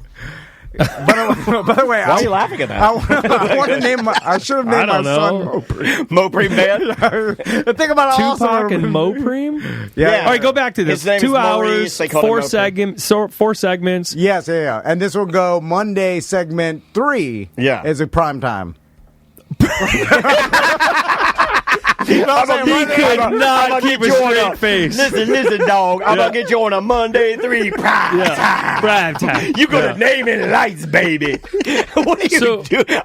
I love this guy so much. When he goes full business, I love it. There may be nothing I enjoy more. I love this guy. That's my business partner. I can't put it 1 because people want to hear the same day stuff. True, he's right. It's like Monday. I figured it all out. Yeah, you don't know. So I promise you, I'm doing it for you.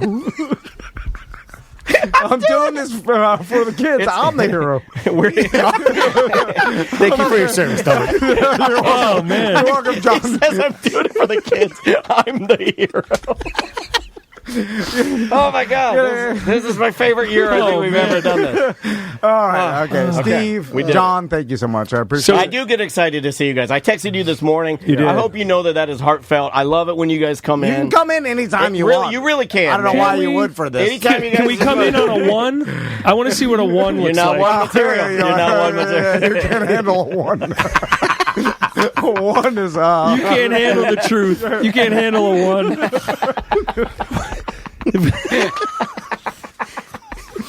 There's nothing funnier than that to me.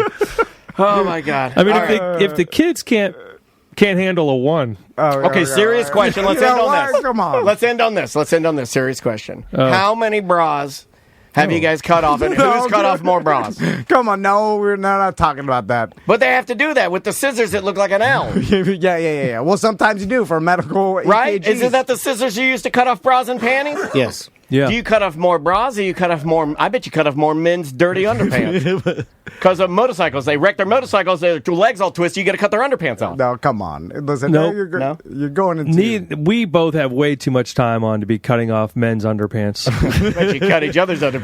That's the rookie job. That's the probie's Oh, job. Probie does Yeah. Get So your you- gloves on. That's the probie's job. we need some probies in here. Yeah. That's what I realized. How do we get Every, probies? Yeah, we don't have once any in a while, probies. every once in a while, we may jump in on a 12 lead. I got that 12 lead. You know, that's when your seniority really helps out. Okay. Don't talk about it, Steve. Only if other firefighters will laugh at that. All right. So how do we get it? We're putting the message out. We need some probies in here. Tom and Dan, if you're interested in becoming a star. But let's dress them like Are firefighters. you going to put them on a 1? No, okay. Are you crazy? No way. If we send them out to do stunts and stuff, we need to we need to start doing that. Stunts? By the way. Okay. Yeah. We can do it. No, I'm just saying, you send I'll send our probie out to do training with you guys, and he calls it Like an episode of Jackass? Yeah. That's We just it's do all coming the back stuff now. we used to do. Yeah, weren't you the stunt guy? Yeah. Long time ago? Yeah, I But made he them wasn't- rich. but he John. wasn't a probie. I didn't make myself rich. I made them goddamn rich. California Roberts in our chat room, he says he'll be a Proby, but you're too nice. I met you and your husband. You're a nice man. No, I can't bully you. Yeah, I can't bully Robert. Yeah. We need. I need someone I dislike in here, and somebody I'll be like, "Why are you in here?" And then I'm like, "You're destroying our company," and then I'll bully them, and that'll be content. Yeah, you're like, go out there. Flush your own head in the toilet. Put it on World Star. Put these doo-doo gloves on. And then we'll disrupt things. Like, go yell at those firefighters while they're putting out a fire. Yeah. They'd be yelling at a courthouse. We should get Tuttles to do it. That's what radio people do, right? You said, "Oh, what's the big thing?" There's something going down at the courthouse. We'll send the intern down there to disrupt it and make it terrible. I don't think they even do that anymore. It's what are you guys listening to, podcast-wise? Oh, that's a good question. Rogan? No, I've been into history that doesn't suck lately. Oh, okay, the history podcast. That one. Yeah. That's I was doing Marin, WTF, but he quit. He retired. Yeah, he's done. And Stuff You Should Know, that's always a good That's one. a good one. Yeah. Information podcasts. I like those a lot. Yeah. Any sort of... you listen to any free-form kind of silly podcast with, like, your favorite guys on it, like any of those? I don't like the goofy comedy podcasts, because I'm like... Well, you don't have to like what you do. I don't like that. But it helps. Like, these guys aren't fighting fires on their off days, 72 hours off. But I don't get the gleam in their eye that they hate it either. Yeah. I was riding with my buddy, and we saw a car accident, and he was a firefighter, Joe, and I was like, "Oh, now and he was mad about it." He ducked down. He's like, "This is my time off. What the hell? Is I don't that want to do this." considered bad? Like, okay, like if you guys are sitting in an Applebee's and the kitchen explodes and there's fire, and you just kind of like, try to finish your steak. You grab your reading glasses and get in your truck and drive away, and without like trying to aid the people in the restaurant. I'll take this one. Okay. All right. Because I heard. Let me go to a real firefighter, Tom. I don't have. Hold on. I've got a lot. Anybody here? Any firefighters want to answer? Yes, Tom. So essentially, Policeman Tom. I don't have all my equipment, so I may be putting myself and others in danger. I like this. By actually trying to fight a fire without my equipment. I have to wait for the pros to show up because essentially I'm just a pedestrian at this point. Yes, I am a firefighter, but since I don't have my equipment, my axe, and all the other the other stuff I need. What about the people, though? You could rescue the people. Yeah. Huh? Not with an axe. There's still an EMS component. Well, you could use the axe to put some of the wounded people to sleep. You know what? Oh, wow. We need to put them out of their misery, chop their legs off. We need to triaging them, huh? We need to teach society to help themselves. I like that. Oh. Yeah. How about you? A straight Darwinism type of answer. Oh, yeah. I mean, there's a fire, run away. What the hell you need me for? Why are you running towards the kitchen of the Applebee's? Yeah. If there's like some bookcase falls on you, I'll lift it out. There might be some cheese sticks back there ready to go. What's the most, this week, you probably can't say this. I was going to ask you, what's the lamest call you've had in the past couple months? Do you still get lame calls? It's always false alarms. Goddamn, everybody's got a security system, and it goes off because they're cooking, and then you have to get your bunker gear on. I learned the way around that. No, we got a call the other day. Some lady, just a sick person or whatever, and we get there, and then she doesn't want our help. She does not talking to us, and just wants us to go away. I was like, but did she call? Yeah, she called. Oh, okay. I was very confused. Yeah. Man, I wish I was there in charge. I'd be like, "Don't go." I can tell by the phone call. Let me hear it. Let me hear the recording. Play the recording. Yeah. She don't need it. I can tell you what's a serious call, what's not. That actually just happened with a 911 lady, actually, where she told the lady, she's like, "I don't have time for this. Call back later." And that lady got fired, obviously. But was it a BS thing? I don't think so. No. Is she calling because she didn't have the right chicken nuggets? That does happen. Yeah, that does happen. Anyway. We used to have a lady. She's currently sober, so I'm actually pretty proud of her. But she's probably done. Yeah, she was a frequent flyer, and she was just an alcoholic. And she would call, and we would go out there, and we would get there, and she'd be like, "I'm not as drunk as I thought I was going to be. I don't need your help yet." And then she just call when she gets timed it wrong. Yeah, like poor planning. She had like a knee replacement and some of that kind of stuff. She knew she was going to fall or whatever it was, and then she would fail our tests on purpose, like our cognitive tests and things like that. And so we had to, per our medical director, we had to deem her unfit, like unsafe to be alone. And so then we would have to transport her, and then she was just like addicted to that for whatever bizarre, crazy reason. Yeah. But now she's sober. She's been sober because we actually will check in on her every once in a while. Just nice. Because, I mean, so we had a relationship with her. Yeah. She's like a buddy.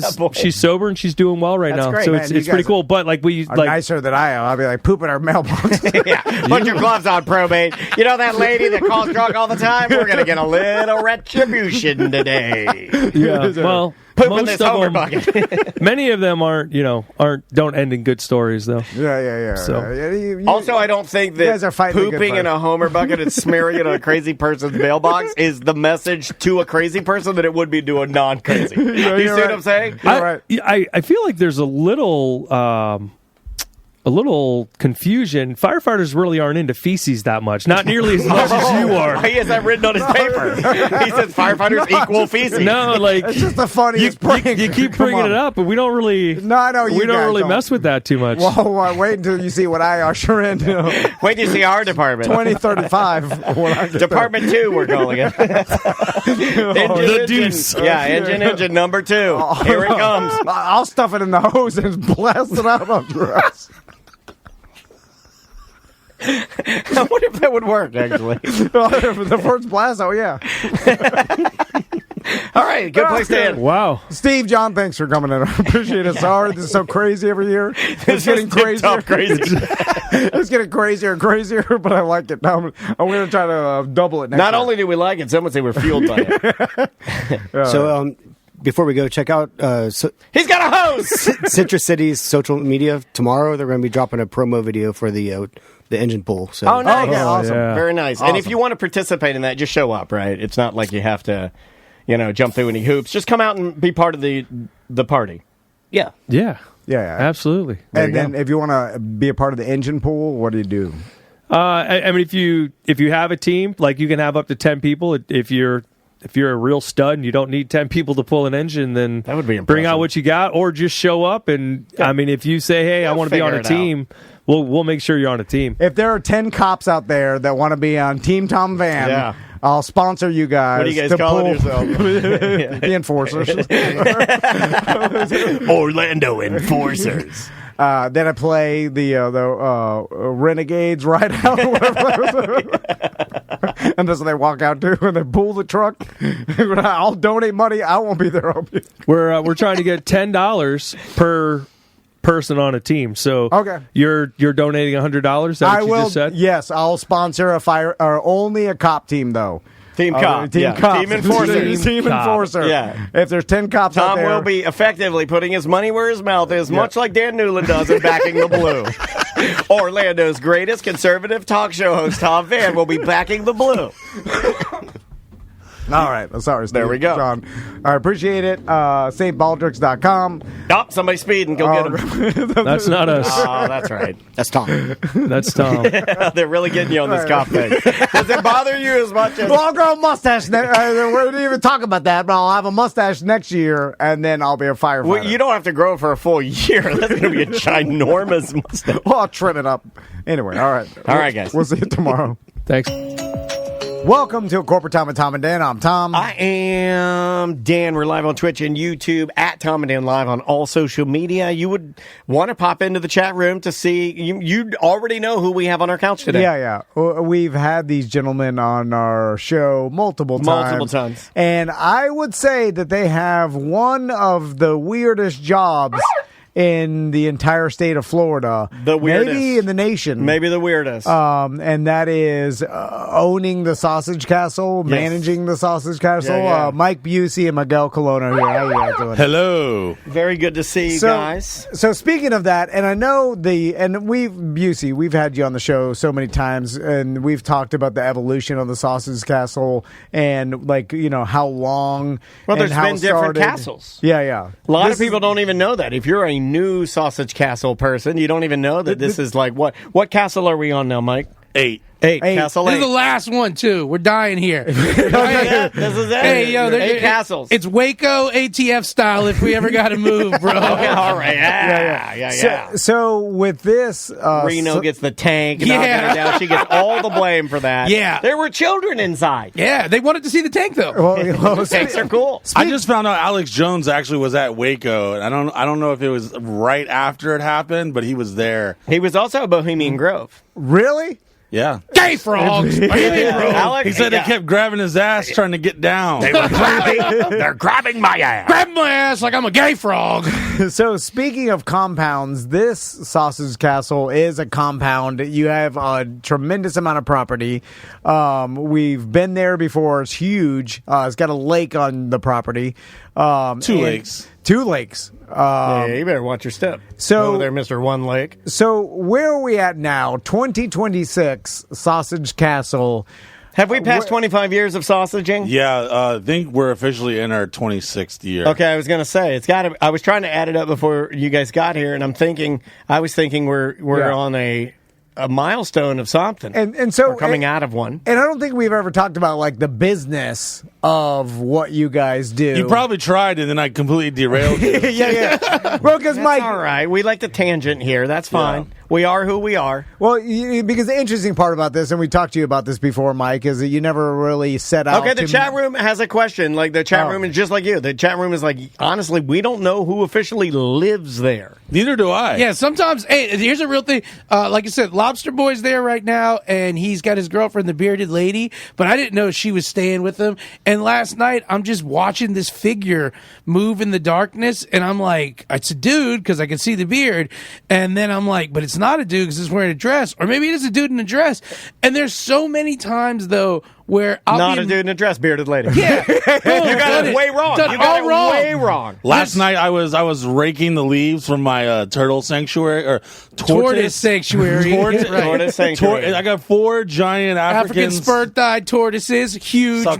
sulcatas. I don't know how you pronounce it, but I took them. They're like in. 80 pounds. They're huge, man. 80-pound tortoises. And Yeah. I was raking in the dark, and all of a sudden I hear, "Hey there, Mike," and I look back like, "What the?" And then I hear a feminine voice, but then I see a beard, and so then it's a little dark. So then I'm kind of like, "Who is it? What's up? How can I help you?" that? Show yourself now. I'm like, that doesn't look like the Amazon driver. Who is this? Who is that coming from the shadows? I've got your Shake Shack right here. Yeah. While you're raking leaves from your tortoise sanctuary. We actually had our Amazon delivery yesterday. Our friends Lacey and Danae, they're 2 adult actresses who have this thing called the Whore Tour, where they have this giant RV and they just go around the country filming. And they What do do they film, Miguel? filth. And Do they got do it- like Gonzo style? Do they do like the F Team 5? Yeah, Tom pretty- and I are huge F Team 5 fans. Yeah. I'll get you merch. If there's 2 adult concepts that Tom and I like, it's F Team 5, and we like Girthmaster. Girthmaster. I always liked. Do you know Girthmaster? Yeah, of course. I was always Dude, a fan. shout out Girthmaster. I'm behind. I don't know. I don't want to know. I was anything. a Yo, fan. son, shout out Girthmaster. Tom and Dan. Girthmaster. Go hard I'd for wear Girth. I'd wear your merch. Yeah. You know. I Give me could that. use some more girth. So if you're listening, whoever Yeah, you are, everybody Google Girthmaster. He At is- work. Do it at work. Yeah. But the girls had a generator being dropped up for their RV because their RV's staying in our property right now. And the girl's talking to the Amazon driver, and she's like, "Are you sure you're at the right place?" And he's texting her, and he's like, "It's a very scary looking place." So the front of the house This looks place like is how Halloween. you say Yes, it. That yes. is very scary. I had an Amazon or I had an Uber Eats driver, and she wouldn't deliver my food. She was a Haitian woman, and she was like, You talking "No." about when Matt from hornblasters.com No. bought 125 Popeye chicken sandwiches? No, I had the We woman- brought her into the house. I had the woman call and there me. were strippers everywhere. And then, I had the woman call me, and she was like, "It's the devil's house. It's the devil's house." I was like, "Yeah, you're at the right place." I was like, "There's also a cross in the front to let everybody know." yeah, Jesus, my homie, but the house definitely looks a little scary. Yeah. it looks Well, like you've Halloween. always 24. had a flair for. You want things to be a little over the top. Yeah, right? everyone thinks I must have been a homosexual interior designer in a previous life. 'Cause, yeah. Well, you do a lot of leopard. You've got it on today. Yeah, man, I'm a big flair guy, man. Yeah. I mean, every time I come here, I always get like, man, y'all got custom carpet. Like he that is talks about your car. I mean, I'm talking, guys. We've been coming here for like 8 years. He always, when we leave here, he's like, and you guys gave us the carpet guys information well, one time. International. Yeah, they'll do it. But every time he's like, they got the best carpet. Bro, I still have a mouse pad. I still have a mouse pad y'all gave to me like a decade ago. Mouse pad right there. They smelled like fish when we bought those. Yeah, because they came from China. We They're formaldehyde. We got that formaldehyde. Yeah, we ordered some. Speaking of China, Temu is nonstop texting me. It's slightly distracting. I got caught in a. You ever get caught in a Temu wormhole? You start playing, then it's like a casino, and you're clicking. Oh, for the deals. Yeah. Remember when you bought me that horrible Scarface shirt? Sometimes I'm like, what do you think of me, Mike? Blasphemy! He got me this Temu Scarface shirt. It looked like it was like 1996. I was in a rap video. It smelled like formaldehyde. That came from my heart, Miguel. Yeah, but here's the thing. It was one of those like when grandma gives you a gift, and you're like, wow, this is so sweet. He's like, what do you think about it? And I'm like, you know what I think? I think it matters that you got me it. It's a thought that counts. It's a thought that counts. Indeed. I be buying my bros shirts and stuff sometimes. You know, I like to dress them up. You know, like, hey, I'm gonna put you in something real nice. He nice never and right. he never realizes that I am 6 inches shorter than him. He'll be like, hey, you should wear one of my shirts. And I'm like, I'm 6 inches shorter than you. ain't Draped gonna like a dress. He's like, I'm just like, in my mind, we're both fat, so we can share this shirt. He's like, wear the snakeskin one. And I'm like, we're going to court. He's like, yeah. Where's the snakeskin? All of his shirts look like some poacher. Are you in your animal textured phase now? Are you in an animal? So if you look at my now? closet, it is like probably 100 plus pair of Jordans.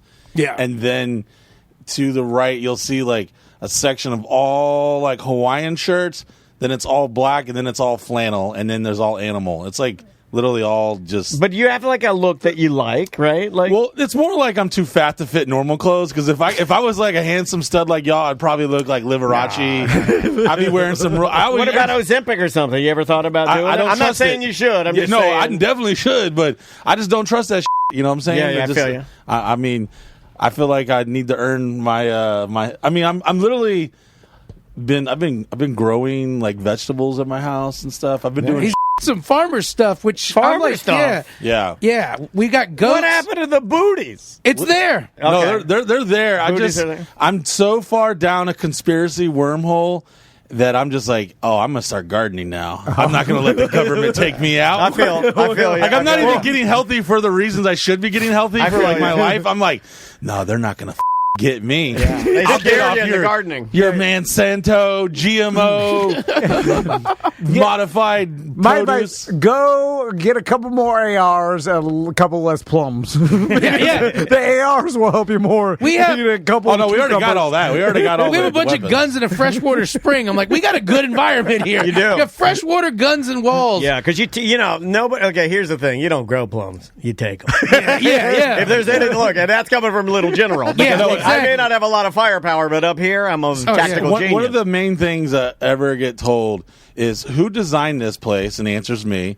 And then they're like, kind of like took back, like, oh, you actually decorated, the whole place, and I'm like, yeah. But then the number one thing they always say is, I know where I'm coming when things hit the fan.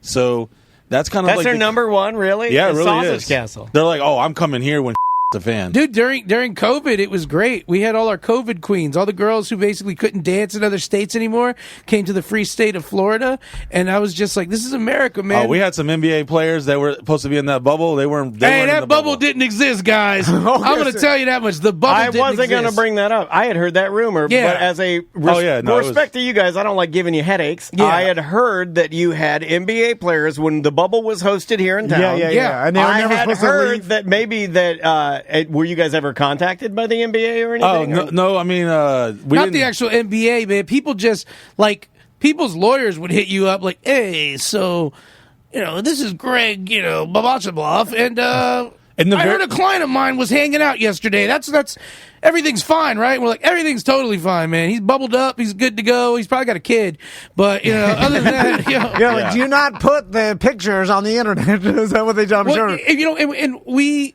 everything, like we said, everything's always filmed. But when we have like private events for like homies or friends or something like that, or celebrities or something like that, then that's cool. And the thing about it is, the guests that come to the Sausage Castle are so used to it that they're not weird about it. They're like, oh, so we're like, hey guys, here, Tom will help you. You got to take it way high. Watch this. I can just hold it like this. No, he's gonna fix it for you. He's gonna take it way high and then bring it back down. Oh, there we go. Yeah, when we every now and then are like, hey, you. we're having a private function. We want you to come by, but for this function, we're asking things don't get posted. I know people are going to be like, whatever, but it's straight up. So many people are so respectful. Like, oh, of course, I understand. Because they know it's going to be a good time and a fun time and a safe time. And when we have those things, we have more security. We have everything to just make sure everything goes right. Gotcha. All right, so let's get back to what you guys are doing now. Tortoises, bro. Because tortoises are hot in the street. Hot right now. Lobster boy, bearded lady, tortoises, goats, farming. So you obviously you have your lifestyle, which is entertainment in itself, and obviously that's how you monetize with social media, Snapchat, and all your social media. You're just basically showing the world how you live, and that's fascinating to people, right? Because not that many people live like you guys, and this crazy, it's a true cartoon world of it definitely can be, yeah. Insanity. And it's funny because I say insanity all the time, but really you have a bunch of characters, but everything kind of goes back to normal day-to-day living. You guys. Is that part weird though? Like when you not for us. I think it's weird for people on the outside. Yeah, like I don't know. So I had there are times where there's nothing going on a Friday, Saturday night. And then it'll be like a Monday afternoon and it feels like a Friday or Saturday night. And then there's times that even though it's my life and I'm living it, I'll kind of stop and be like, man, this is the weirdest group of people I've ever seen. And it's not casted. It's just very organic.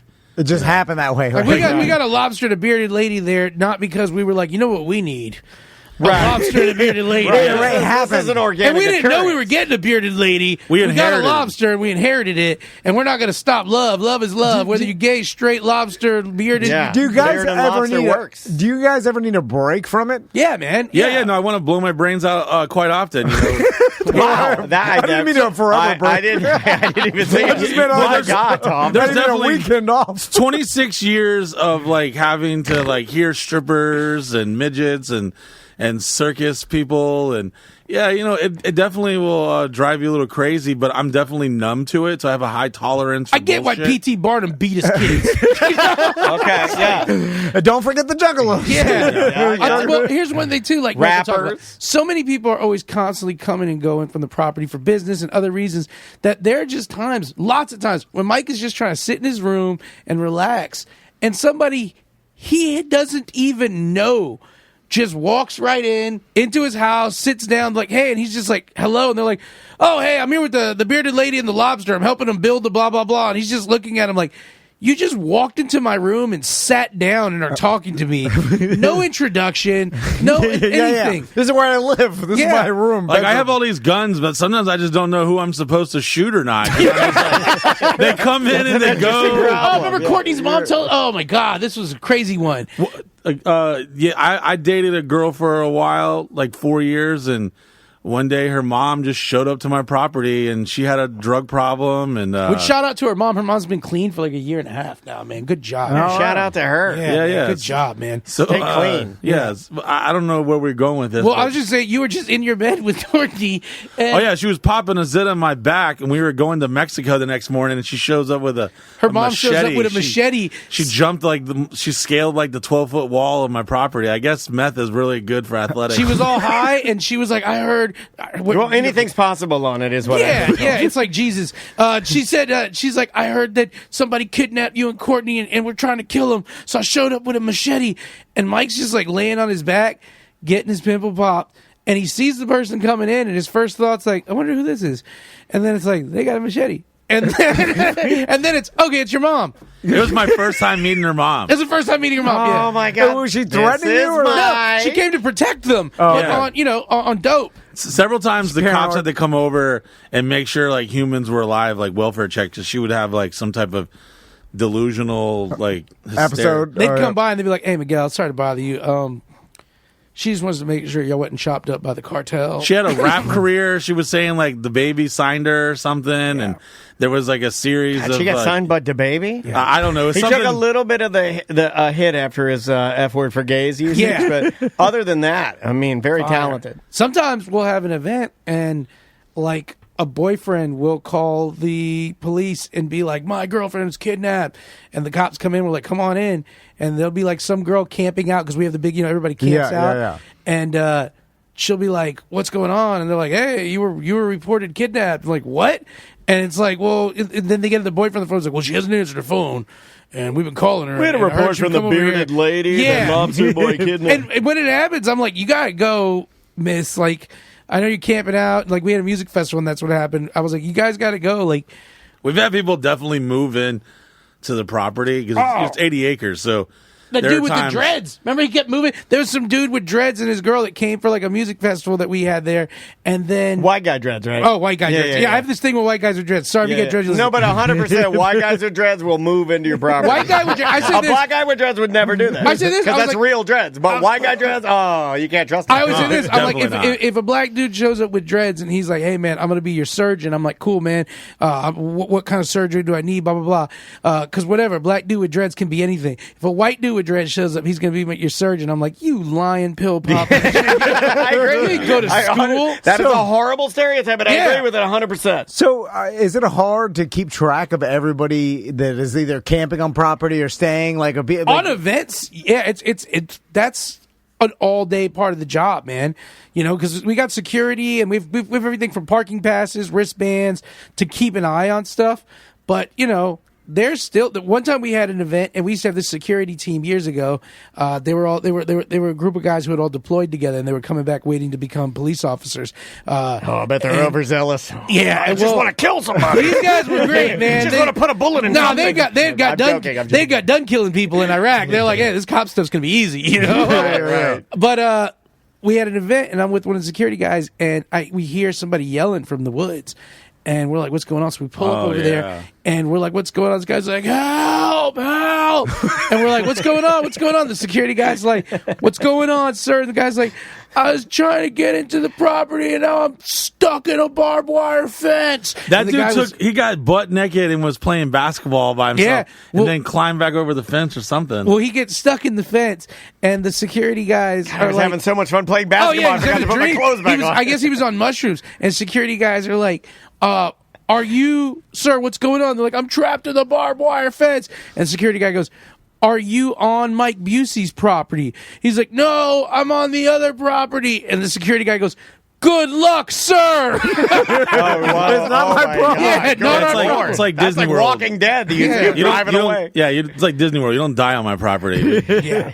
So pronounced dead outside the driveway. So let's talk about what you guys are doing because you guys are kind of turning your property into like a multifaceted entertainment where there's actually, you're making a destination for your listeners and your followers, and then you're also bringing in other companies that do cool things like the jet boats that we're going to talk about in a future episode, and like other cool. I mean, you've always we were doing some math, and after doing some calculations, we realized we were losing millions of dollars over the years by like not utilizing our property and the land and the resources. Like, come to find out, storing all your on Facebook Marketplace is an idea when you have like 40,000 square feet of warehouses. Yes, yeah. You have such an opportunity for other people to come in and honestly, you make your property better and bring in what they do, and that's kind of what you're doing now. You're setting up like stuff for people to do. I know you mentioned like a mini bike track. We've got the mini bike track. We have the jet boat, the company that's out there with the jet boats. We have a year-round scare trail. Sunflow Marine. Shout out to them. Anybody else who makes jet boats is whack. We have a year-round scare trail. Man, those are ridiculous. So, kind of like if you think about the Florida Mall or the Mall Millennia, Mike Busey has the Mall Millennia, and we're going to be adding to the brands and the businesses that happen underneath the umbrella of the mall. Okay, So think of my property as shout out the to mall. Arnie Yance. Pretzel, yo. We're going to be utilizing more things, and it'll be able to provide a more satisfactory experience when someone's coming just to like shoot guns, or if you want to go zip lining or four-wheeling or ride horses or blow up. So kind of like a Florida Man World type of energy. We're just kind of like, we're for the first time in my entire 26 years of doing this, we're just kind of like rethinking some things. Yeah. Trying to be more strategic. And it kind of comes to like what we want now too, because it's like we're always going to throw the best Halloween party. We're always going to want to throw a huge 4th I'm of July sorry, party. what my associate is trying to say is 26 years of dealing with drunken idiots is very stressful. And It's hard to do business. Yeah, So. drunk naked dude on climbing fences, and girlfriend's mom showing him machetes. Yeah, it can be stressful at times. But that's the part of the entertainment that you guys offer, which is always the base of your business, which is like the world wants to live vicariously through you guys and watch you guys on social media, and then like all the craziness that happens at your place, because no one else lives like this. Yeah. Like, it's the stress of it is too much, the chaos of it, like the constant weird people coming and going, and all of a sudden you guys are used a couple to it. records. I think I successfully have the record for the man who's bought the most beer and never drank it, and the guy's never smoked a cigarette or any drug at that, which we talked about. I've never smoked weed or done coke, no pills. I picked up so many cigarette butts in the 26 years of running the sausage cafe. And So many. You've held more cigarettes than any man in the world that's never smoked. yeah, no, it's like every time I bend over, like I just like, damn, you cigarette smoking son of a bitches. That's what we got the goats for. We're like, eat it up, eat it up. And they will too. Oh, they love My it. carpet is destroyed. Like the house looks from the ankle up looks pretty interesting, Yeah, but it's you like look at my the wife. carpet, it looks like a dead prostitute murder scene, like in a dive bar. So I look at your carpet, I'm like, damn, I need this guy to come to carpet my whole property. So, and I think we've talked to you guys about this before, like the maintenance itself. You got maintenance people. I spend and- $5,000 a month in electricity, so that we can start Damn! there. Yeah. So this electricity, that's a major nut. Employees, they're making at least $1,000 a week. Then you got maintenance, and you got the well went out, or the front gates And broke we don't in. have a big staff. There's basically 3 of us full time, and then we have a just to spray for weeds on our property is around like $300 a month. Just one thing, It's definitely always had the energy. Even when there were times where I was making very good money, and it was like, wow, we still can't get nothing done, because like you would have a guy come and give you a quote, and he's like, oh yeah, I'm gonna get rich. Yeah, I'll mow your lawn for $30,000. Like what? Like everyone tried to take advantage of you. Do you, when they think do you got know it. who our best workers are? Our tenants who pay us rent.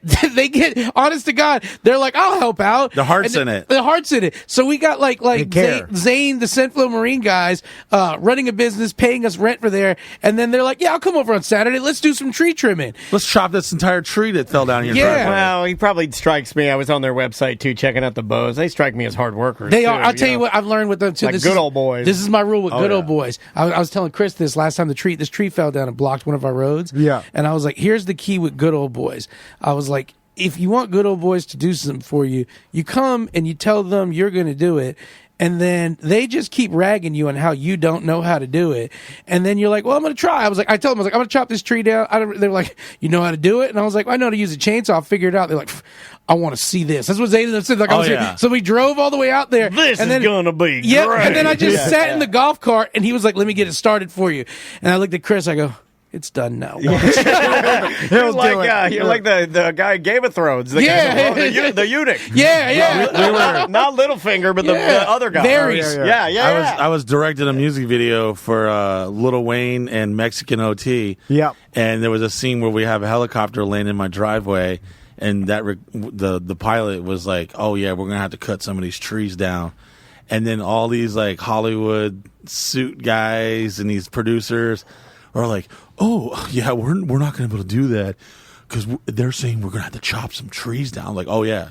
Yeah, we're going to chop. We're just going to chop the trees down. Yeah. That's how we get things done. We chop. Before we even ended the conversation, you could already hear that good old steel. Just chop it down. Like, we're getting it done. Big old palm trees down. How does that happen? Where Lil Wayne, Mexican OT, like, did they contact you guys out of the blue?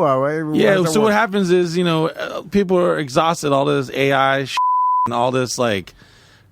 Just fake corny stuff, Hollywood stuff. So they want to get the real stuff. They got to come to me. They want the cannons, the tanks, the OT's been a friend of ours for a while now too. So he's been out there a bunch. He wanted to do a project with us, and so they reached out to Mike.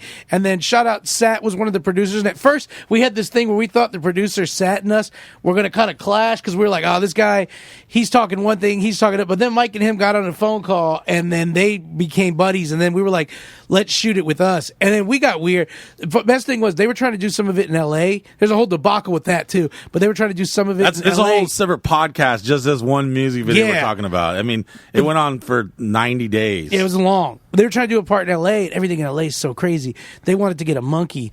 The monkey in L.A. was going to cost them I think it was $7,000 for the monkey for like an hour.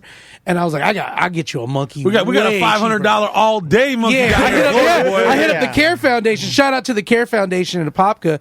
Rosie, she got us Rosie the monkey for like $500 flat. And what kind of monkey? What, a macaque? Is that what it was? Yeah, macaque monkey. Beautiful, too. The monkey was so cool. Beautiful. Hey, the monkey, I'm like, $500. And they're like, well, can we do anything? I'm like, listen, man, this is a Florida monkey. If you want this monkey to smoke a cigarette and juggle a pistol, you know? Oh, we'll do it. Yeah. We'll glue it to his hand. Doing a production in California is like a nightmare. Like, I did a music video years ago with 3 6 Mafia, and we had to pay a fire marshal $5,000, and all he did was sit outside Juicy J and Juicy J's house. Wanted and read a book. Yeah, I was like, you didn't even bring a fire extinguisher? Like, you didn't pretend bucket of water. Like, what's going on here? We had to do pyro. We had pyro in a tank in the video, and I remember some of the guys filming. They were like, the pyro guys you got. They're like, are they pretty good? And I was like, yeah, me and Chris know what we're doing. You know? yeah. Well, yeah, because huge productions, the amount of waste is absurd. Like, oh yeah, it's crazy. Like, dude, craft services is nuts. When I tell these guys, I'm like, yeah, $700. I'm going to have a Mexican restaurant cater everything. They're like, what do you mean $700? I was like, $700. They're happy to do it. They were telling. Sat told me craft services in LA for that project would have been like $3,500, and I'm like, $700. A Mexican restaurant's going to cater everything. Yeah. And you're being nice. This guy, he gets a Subway, and nobody F's with Subway anymore. Hey, and this guy, he's like $700. Hey, remember the $70 of Subway. The David Blaine, the Publix chicken. There was one time we were so broke, we were about to go on tour doing my live stage show. This is like 12 years ago, 13 years ago. Had everything, like the merch fronted, like had the whole crew ready to go. We just had no gas to go, and out of the blue, like just fate. Like next thing you know, David Blaine's hitting me up and like, yo, I'm filming this show at ABC. I need a place where I can shoot myself with a gun. Because he couldn't find any place where he could shoot himself with his gun, and somebody in the staff was like, I'm nowhere. And I remember I subscribed to this guy. They had all these fancy producers like, hey man, you know what Publix is? He's like, no, what's that? Like, you about to learn today. I sent them to Publix. They spent $500, and they were like, to this day, they'll still like send me like a potato salad emoji or something. Yeah. Like, oh man, that was the greatest. It was a feast. We literally ate that food for like 2 weeks afterwards. Remember when Cross Creek, the guys who did Black Swan, they came to film something with us, and they were like craft services, and I was like, listen, man, I was like telling them, because this is back when we were poor, guys. This is when we were poor. It's like 15 years ago. The guys like Casey, the director, Casey Tebow, he's like, I want to get food, and I'm like, hey, listen, man, everybody here don't have to eat. Like, you tell me who you want to feed, and I'll worthy of some chicken. Yeah. Just put it this way: for every time one of these Hollywood suits ran it on us, we ran it back on them when they came over to us. Like, oh yeah, we like, oh, how much budget do we have for explosives? We're like, some gas for the 4-wheeler. Yeah. Well, we're gonna need to. We start writing things down. We're always sandbagging our own explosives too. Hold on, going back to David Blaine shooting himself. Shot himself with a pistol and a bulletproof vest. Okay, so I call that the Knoxville because Knoxville. No, it was even crazier because it was some super rich Colombian guy who invented this clothing material that every like president, prince, king throughout the world wears, and it's like bulletproof protective. Colt Python 357 to the chest. And our gun, our ammo, everything, we loaded it, we chambered it, and it was the most difficult thing that I was ever told not to film on my property. And I'm like, yo, David Blaine's about to shoot himself point blank in the chest, and y'all tell me I can't film this. Did anybody film it? Yeah, David Blaine and them, yeah. The ABC production and stuff, yeah. So, I mean, were you worried at all? I mean, like, not that you're a normal warrior, not that you are either, but I would say that you're probably more of a warrior than Mike, or am I wrong on that? Yes. On some so were things, either of you worried at all? Because, like, I too would be like, oh, we have to do this, but then the huge part of my brain was like, yo, that shit's on y'all. I'll stand him back. I scoot back. I'm like, all right, if he dies, he dies. You know, right. Abracadabra, motherfucker. Yeah, one time it was a New Year's Eve party, and these two like hot cowgirl chicks showed up to the property on horses, and they're at the front of the house, and they're on horses, and they're like, where do we leave these horses? And I'm like freaking out, like, you can't just leave horses here. And I get on the radio with Mike, and I'm like, hey, these ladies want to leave horses. He's like, bring them in the house. Yeah, I like that idea. Yeah, I support that. I would say that too. Yeah. It's a party. There's everyone going. There's horses just walking through, and they pooped right in the very front. Horses just wait. They knew they could have pooped outside any moment. They're like, I like to poop inside. Like, but think about it. If you had the choice, if it wasn't frowned upon, as soon as you walked into somebody else's house, you'd poop. Yeah, you would. You would do it. Boom, my house. You would do it.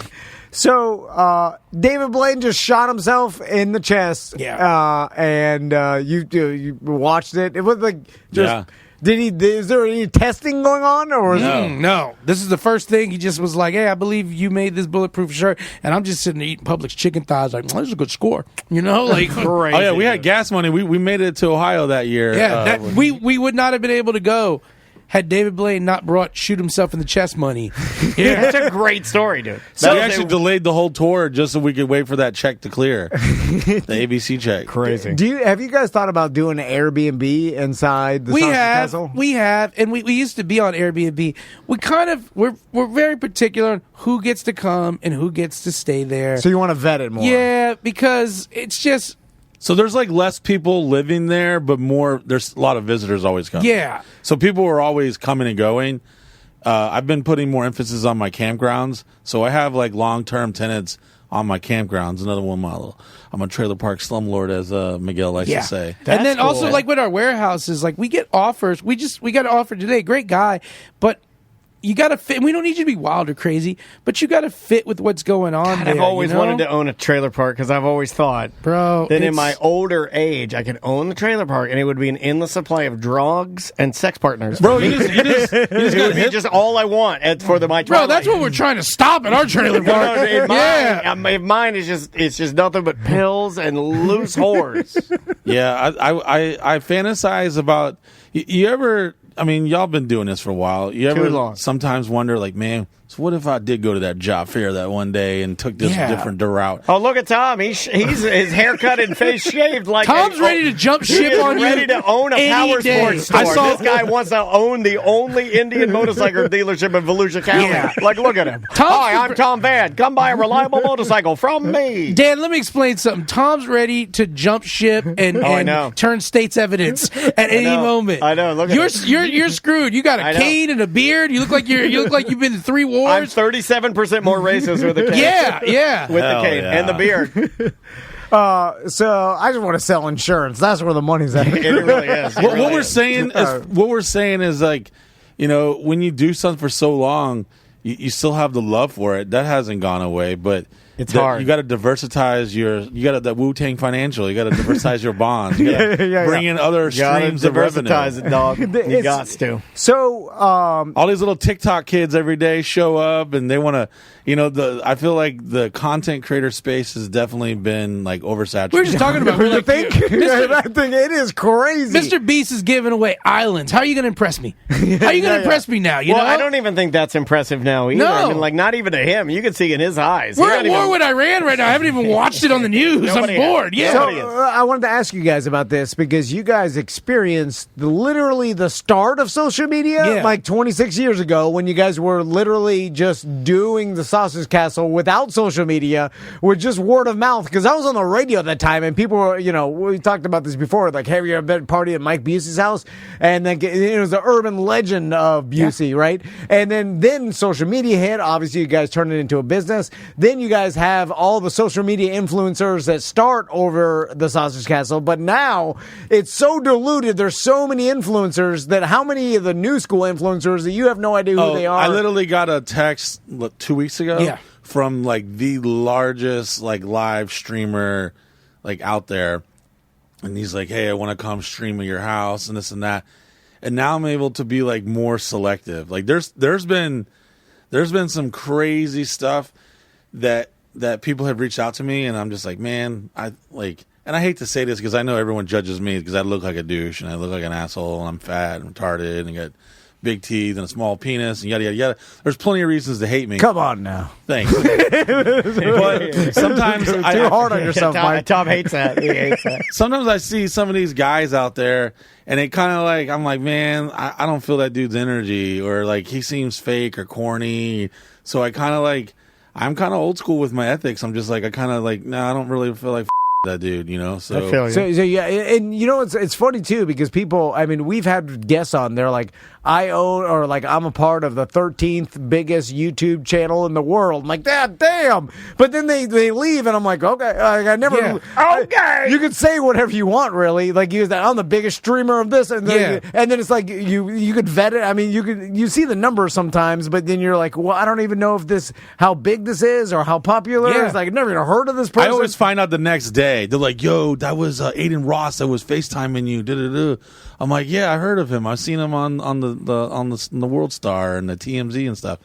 So like I'll hear certain things, but it's I'm 45 years old, so keeping up with what kid it's that's hard. Some 14-year-old living in his mom's basement that's doing like Pokemon live reveals. Like I don't know who. Oh, I try. I'm 49. Yeah. I got you by a bit. So I feel it every day. Especially when I start doing things that are life markers in my life that lead me to understand that I am mortal and I am dying and the end is near. But like keeping a track of whatnot. Are you guys on whatnot? Yeah, I was told all about it, and I had a buddy that reached out to us that wanted to take like one of my 8,000 square foot warehouses and literally turn it into like a whatnot studio. It's a good idea for you guys. And he was going to bring in like semis of like memorabilia, merchandise, because we have a lot of that too. There's like tons of little side hustles that I do that has nothing.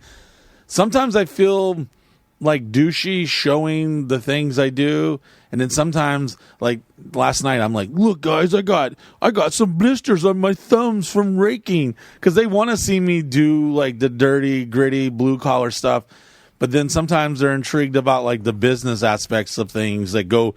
I mean, we were having a business phone call on the way here. Some guy was trying to present some crazy offer, and like, I mean, it sucks because we could talk about just business stuff all day and you wouldn't even believe. You'd be like, what? Wait a minute, you turned down this? Or how the hell did y'all land that deal? Well, it may not be a good fit. Not everything is. Or sometimes the people are just blowing smoke up your ass, or it's not real. I don't know if it's the Sagittarius in me, but I feel like I'm pretty good on intuition and like kind of judging the character. I've been bamboozled before, but there's times where I'm like, yo, I think this dude, like, sometimes the underdog is the guy you want to go with because he has more passion, he has more fight in him, so he's going to like work harder to make something happen than some, because success will get you complacent. Like, well, it is, as you talk, Mike, I'm thinking about how much of a miracle it is that you guys are alive. Not only alive, but just from the machete story alone, I'm like, it's amazing you didn't get injured. Still here, still in business. The Sausage Castle still exists after all the craziness. And with like, so many like chaotic things that tragedies that could have happened. But has the core always been you and Miguel, pretty much? No, I came in about 16 years ago, man. So before that, man, I came in on Sausage Castle 7, which was like, I feel the most iconic one before this one. Yeah. Oh, without a doubt. Yeah. I would agree. The one before the one I'm currently in, the one that was in St. Cloud, was definitely. I mean, they all were special to me in my heart. Like Sure. there was always like, oh man, I had this happen there or that happened. So there's all milestones, but I would say the most commercial success is the last one and this one.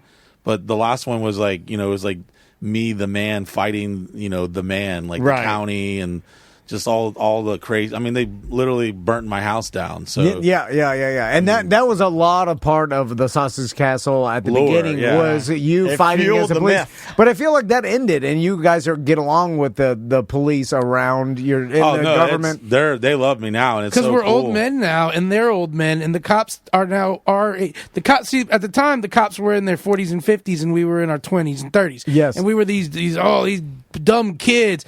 But now the cops are in their 40s and 50s, and we're in our 40s and 50s, and that changes the way people look at each other. They're Yes. like, "Oh, these guys are trying to pay the taxes and mind their business," I feel that Yeah. even in our business, Yeah. when me and Daniel started, like I was talking to owners that were always 15, 20 years older Right. than me. And then now the owners are my age. Yeah. Or, the people in charge are my age. And then now it's a whole new business Yeah. where it's like all of a sudden you became equals with everybody. Like you used to be like dumb Drunky the Bear, little Yeah. punk ass kid. You know what I'm saying? And now you're I remember those days. you're Yeah. the same age as the owner of the plumbing company or whatever. And you're like, oh, okay, I'm equal now to these. Like I've done dumb ass long enough where Yeah, now I'm I've- the same age as people, politicians, and Yeah. the cops and everybody.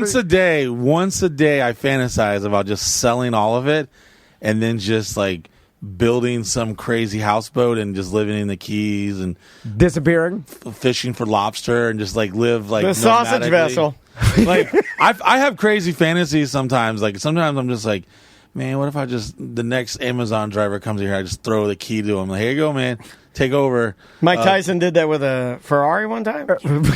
I know. Yeah, I've whenever- always wanted to do this. Such a baller move to give your life to somebody else, or give it like something super expensive. I like how They would bring it back immediately. After. Miguel said, like, I've helped you so long. I'm like, The Amazon driver guy's the new Mike. Yeah. You're the now I gotta Amazon. work for the Amazon driver guy. You gave the business to the Yeah. Amazon driver. And he's a real dick. I know. This guy's not Mike. He's not nice. He's not kind to you. I put in 15 years. Yeah, a wise Give me a moves. drink of water, Yeah. Miguel. Where's Miguel? I need water. Yeah. I mean, I'm the horrible Amazon. I know too. Whenever Mike's going through stuff, because I walk in the office and I'll see the computer and whatever's on Facebook Marketplace, I'm like, oh goddamn, houseboats. He's hurting right now. Bro, He wants to sometimes go. You just get sick of The it. You're fleeing just like, dream. I have a fleeing dream. Yeah. Because I have a dream where I can actually run. That's it. That's my fleet dream. Look at me go. I'm just jogging. Look at how effortless. One of my favorite humbling experiences happened actually twice. That I was like in my front yard, like cleaning the putt-putt course, and I'm like got my leaf blower on, and I'm blowing off the holes and stuff, and making it look all cute and shit. And then I look over and there's an Amazon driver, and I walk up to go get the package, and he'll grab it and like, no, this is not for you, and he takes Not it for up you, to the yard house. boy. And he literally thinks I'm just like the help or something. And then at first I'm confused. I'm like, hey, I'm over here. Like, hey, I like hit the leaf blower trigger. I'm like, and then He thinks that the owner hired a leopard shirting yard company. Elvis Presley Yeah, yellow glasses. glasses on. He's got Jordans. Yeah. Jordans with leopard print accoutrement. yeah, so I'm like, oh, he doesn't think this is. Oh, he just thinks I'm the help. Okay, I get it. So thank you for taking care of my package, but I'll take that, sir. And then sometimes I'll just film them walking off, and they're looking at me like, ugh. That's funny. Well, usually for like to his defense, like Trump's not out there blowing leaves at the White House. You don't know that. You don't know that. Like, He might love doing it. the Let me get owner, these leaves Now out with of all the it. ice raids, he has to. the head of huge properties and mansions and businesses aren't blowing leaves on their own property. Bill mean, Gates you just isn't gotta get catching the- his own children. Like even we have a cleaning lady for this place, you know. Yeah, like, sometimes you just got to get out there and get it done, you know. Sometimes you got to rake up your tortoise sanctuary yourself, and I feel it. And Lord knows I could use the exercise. So okay, let's end here. Where End. We got 5 more hours. I'm sorry. Wow. I'm sorry. Another death We got another guest waiting. Oh, big city radio boys giving us the shuffle. Got your fancy carpet. And I'm just Dan wouldn't do that, but Tom. They do this every time, and it rattles Tom so bad. It rattles him I know, because I knew. I'll let you go. I'll just say like there's nothing can be done. But sometimes y'all will mention we could play a game where y'all just randomly grab a word out of bowl, and we could do like a 3-hour podcast. I could do that. So anytime y'all bring up stuff, I can feel me and him are like, how deep do we want to go down this? Because you mention one little subject, whether it's business or a story. There's times where I feel like the family lawyer in a mob movie. You'll be like, so I heard you guys got ducks. I'm like, don't say anything. we're like, don't say a word. Yeah, don't mention that. Have you ever gone to jail and then someone asks you like what you do and your life's crazy and you just like, yeah, man, I'm a tattoo artist. You just like because it's a more simplified explanation. It is easy. And then they keep giving you their phone number. Like, yeah, man, I'm gonna get his tattoo when I get out. I'm like, yeah, hit me up, bro. I tell like people, strangers that I work in marketing because you start with podcasts or radio and then it's a million. I tell my Hinge match because I am single, ladies. If anyone wants to get pregnant and start a family, there you go. He's looking for the kids from the house. Kids on a houseboat. I've been going to church since Charlie Kirk got murked. I've been behaving myself. I've been doing really good. There you go. Yeah, so I'm looking for love in all the wrong places. But sometimes they'll ask me, Hold up, "What Mike, do you do?" Fine, Tom. Make this about what you want to say. I'll tell women I work at McDonald's just to simplify it, and then I'll go to my living room. I have like a whole like replica of McDonald's, like all these toys and signs, and then I'll take a selfie, and then they believe it sometimes. But then I feel bad. McDonald's? Yeah, don't. I'll have like a whole. I have a McDonald's shrine. It is. It's a sore spot with me. No, it's a beautiful spot. It's a sore spot with me. I spend a lot of money. That's my sore spot. Yeah, that's my sore spot. Thousands of dollars. How much old McDonald's trash? Thousands and thousands. I have like full blown McDonald's signs. Yeah. I feel like I just had some therapy. It is. That's what's Tom, wrong with me? Tom, just cut the mics, bro. Just cut the mics, bro. I'm not leaving. We're not leaving. Well, we're gonna fit this in. No. I deal with this all the time. I got a lot of work. Nope, we're not leaving. We're not leaving. Hey, I got it right here. You want me to get you some Taco Bell? Let me get some Taco Bell. Taco Bellsies. We'll have you guys back again. Oh, I didn't even finish my other bag of Skittles. That's fine. I still got another Skittle bag in me. That's in the 30 minutes. Mike, Miguel, thank you so much. Thank you for having us. Hey, I do want to say something in closing. Yeah. Every time I meet all y'all's listeners, the BDMs, I literally have met so many of them over the years. Oh, that's cool, man. And they were always so cool. At first, they kind of like startled me. They're like, "Hey, man, real quick," and I'm like, "Oh God, what?" He's like, "Listen to y'all and Tom and Dan, man, love y'all." And I was like, "Oh man," and then like I want to hug him, and then like, "Hey, you want to get drunk?" He's like, "No, I'm married with kids," and just pretend you don't know me. I see him in a shoe aisle, and he walks off. And that's accurate. He Homer Simpsons into the bushes, backs up. I need to hide this. Keep this down low. My wife don't know about you. That is true. We'll see you tomorrow. I'm saying, hey, let's do it 24 hours, man. I'm ready to go. Y'all can't get me getting all hot and horny about the McDonald's and then just cut me off like that. Come on, man.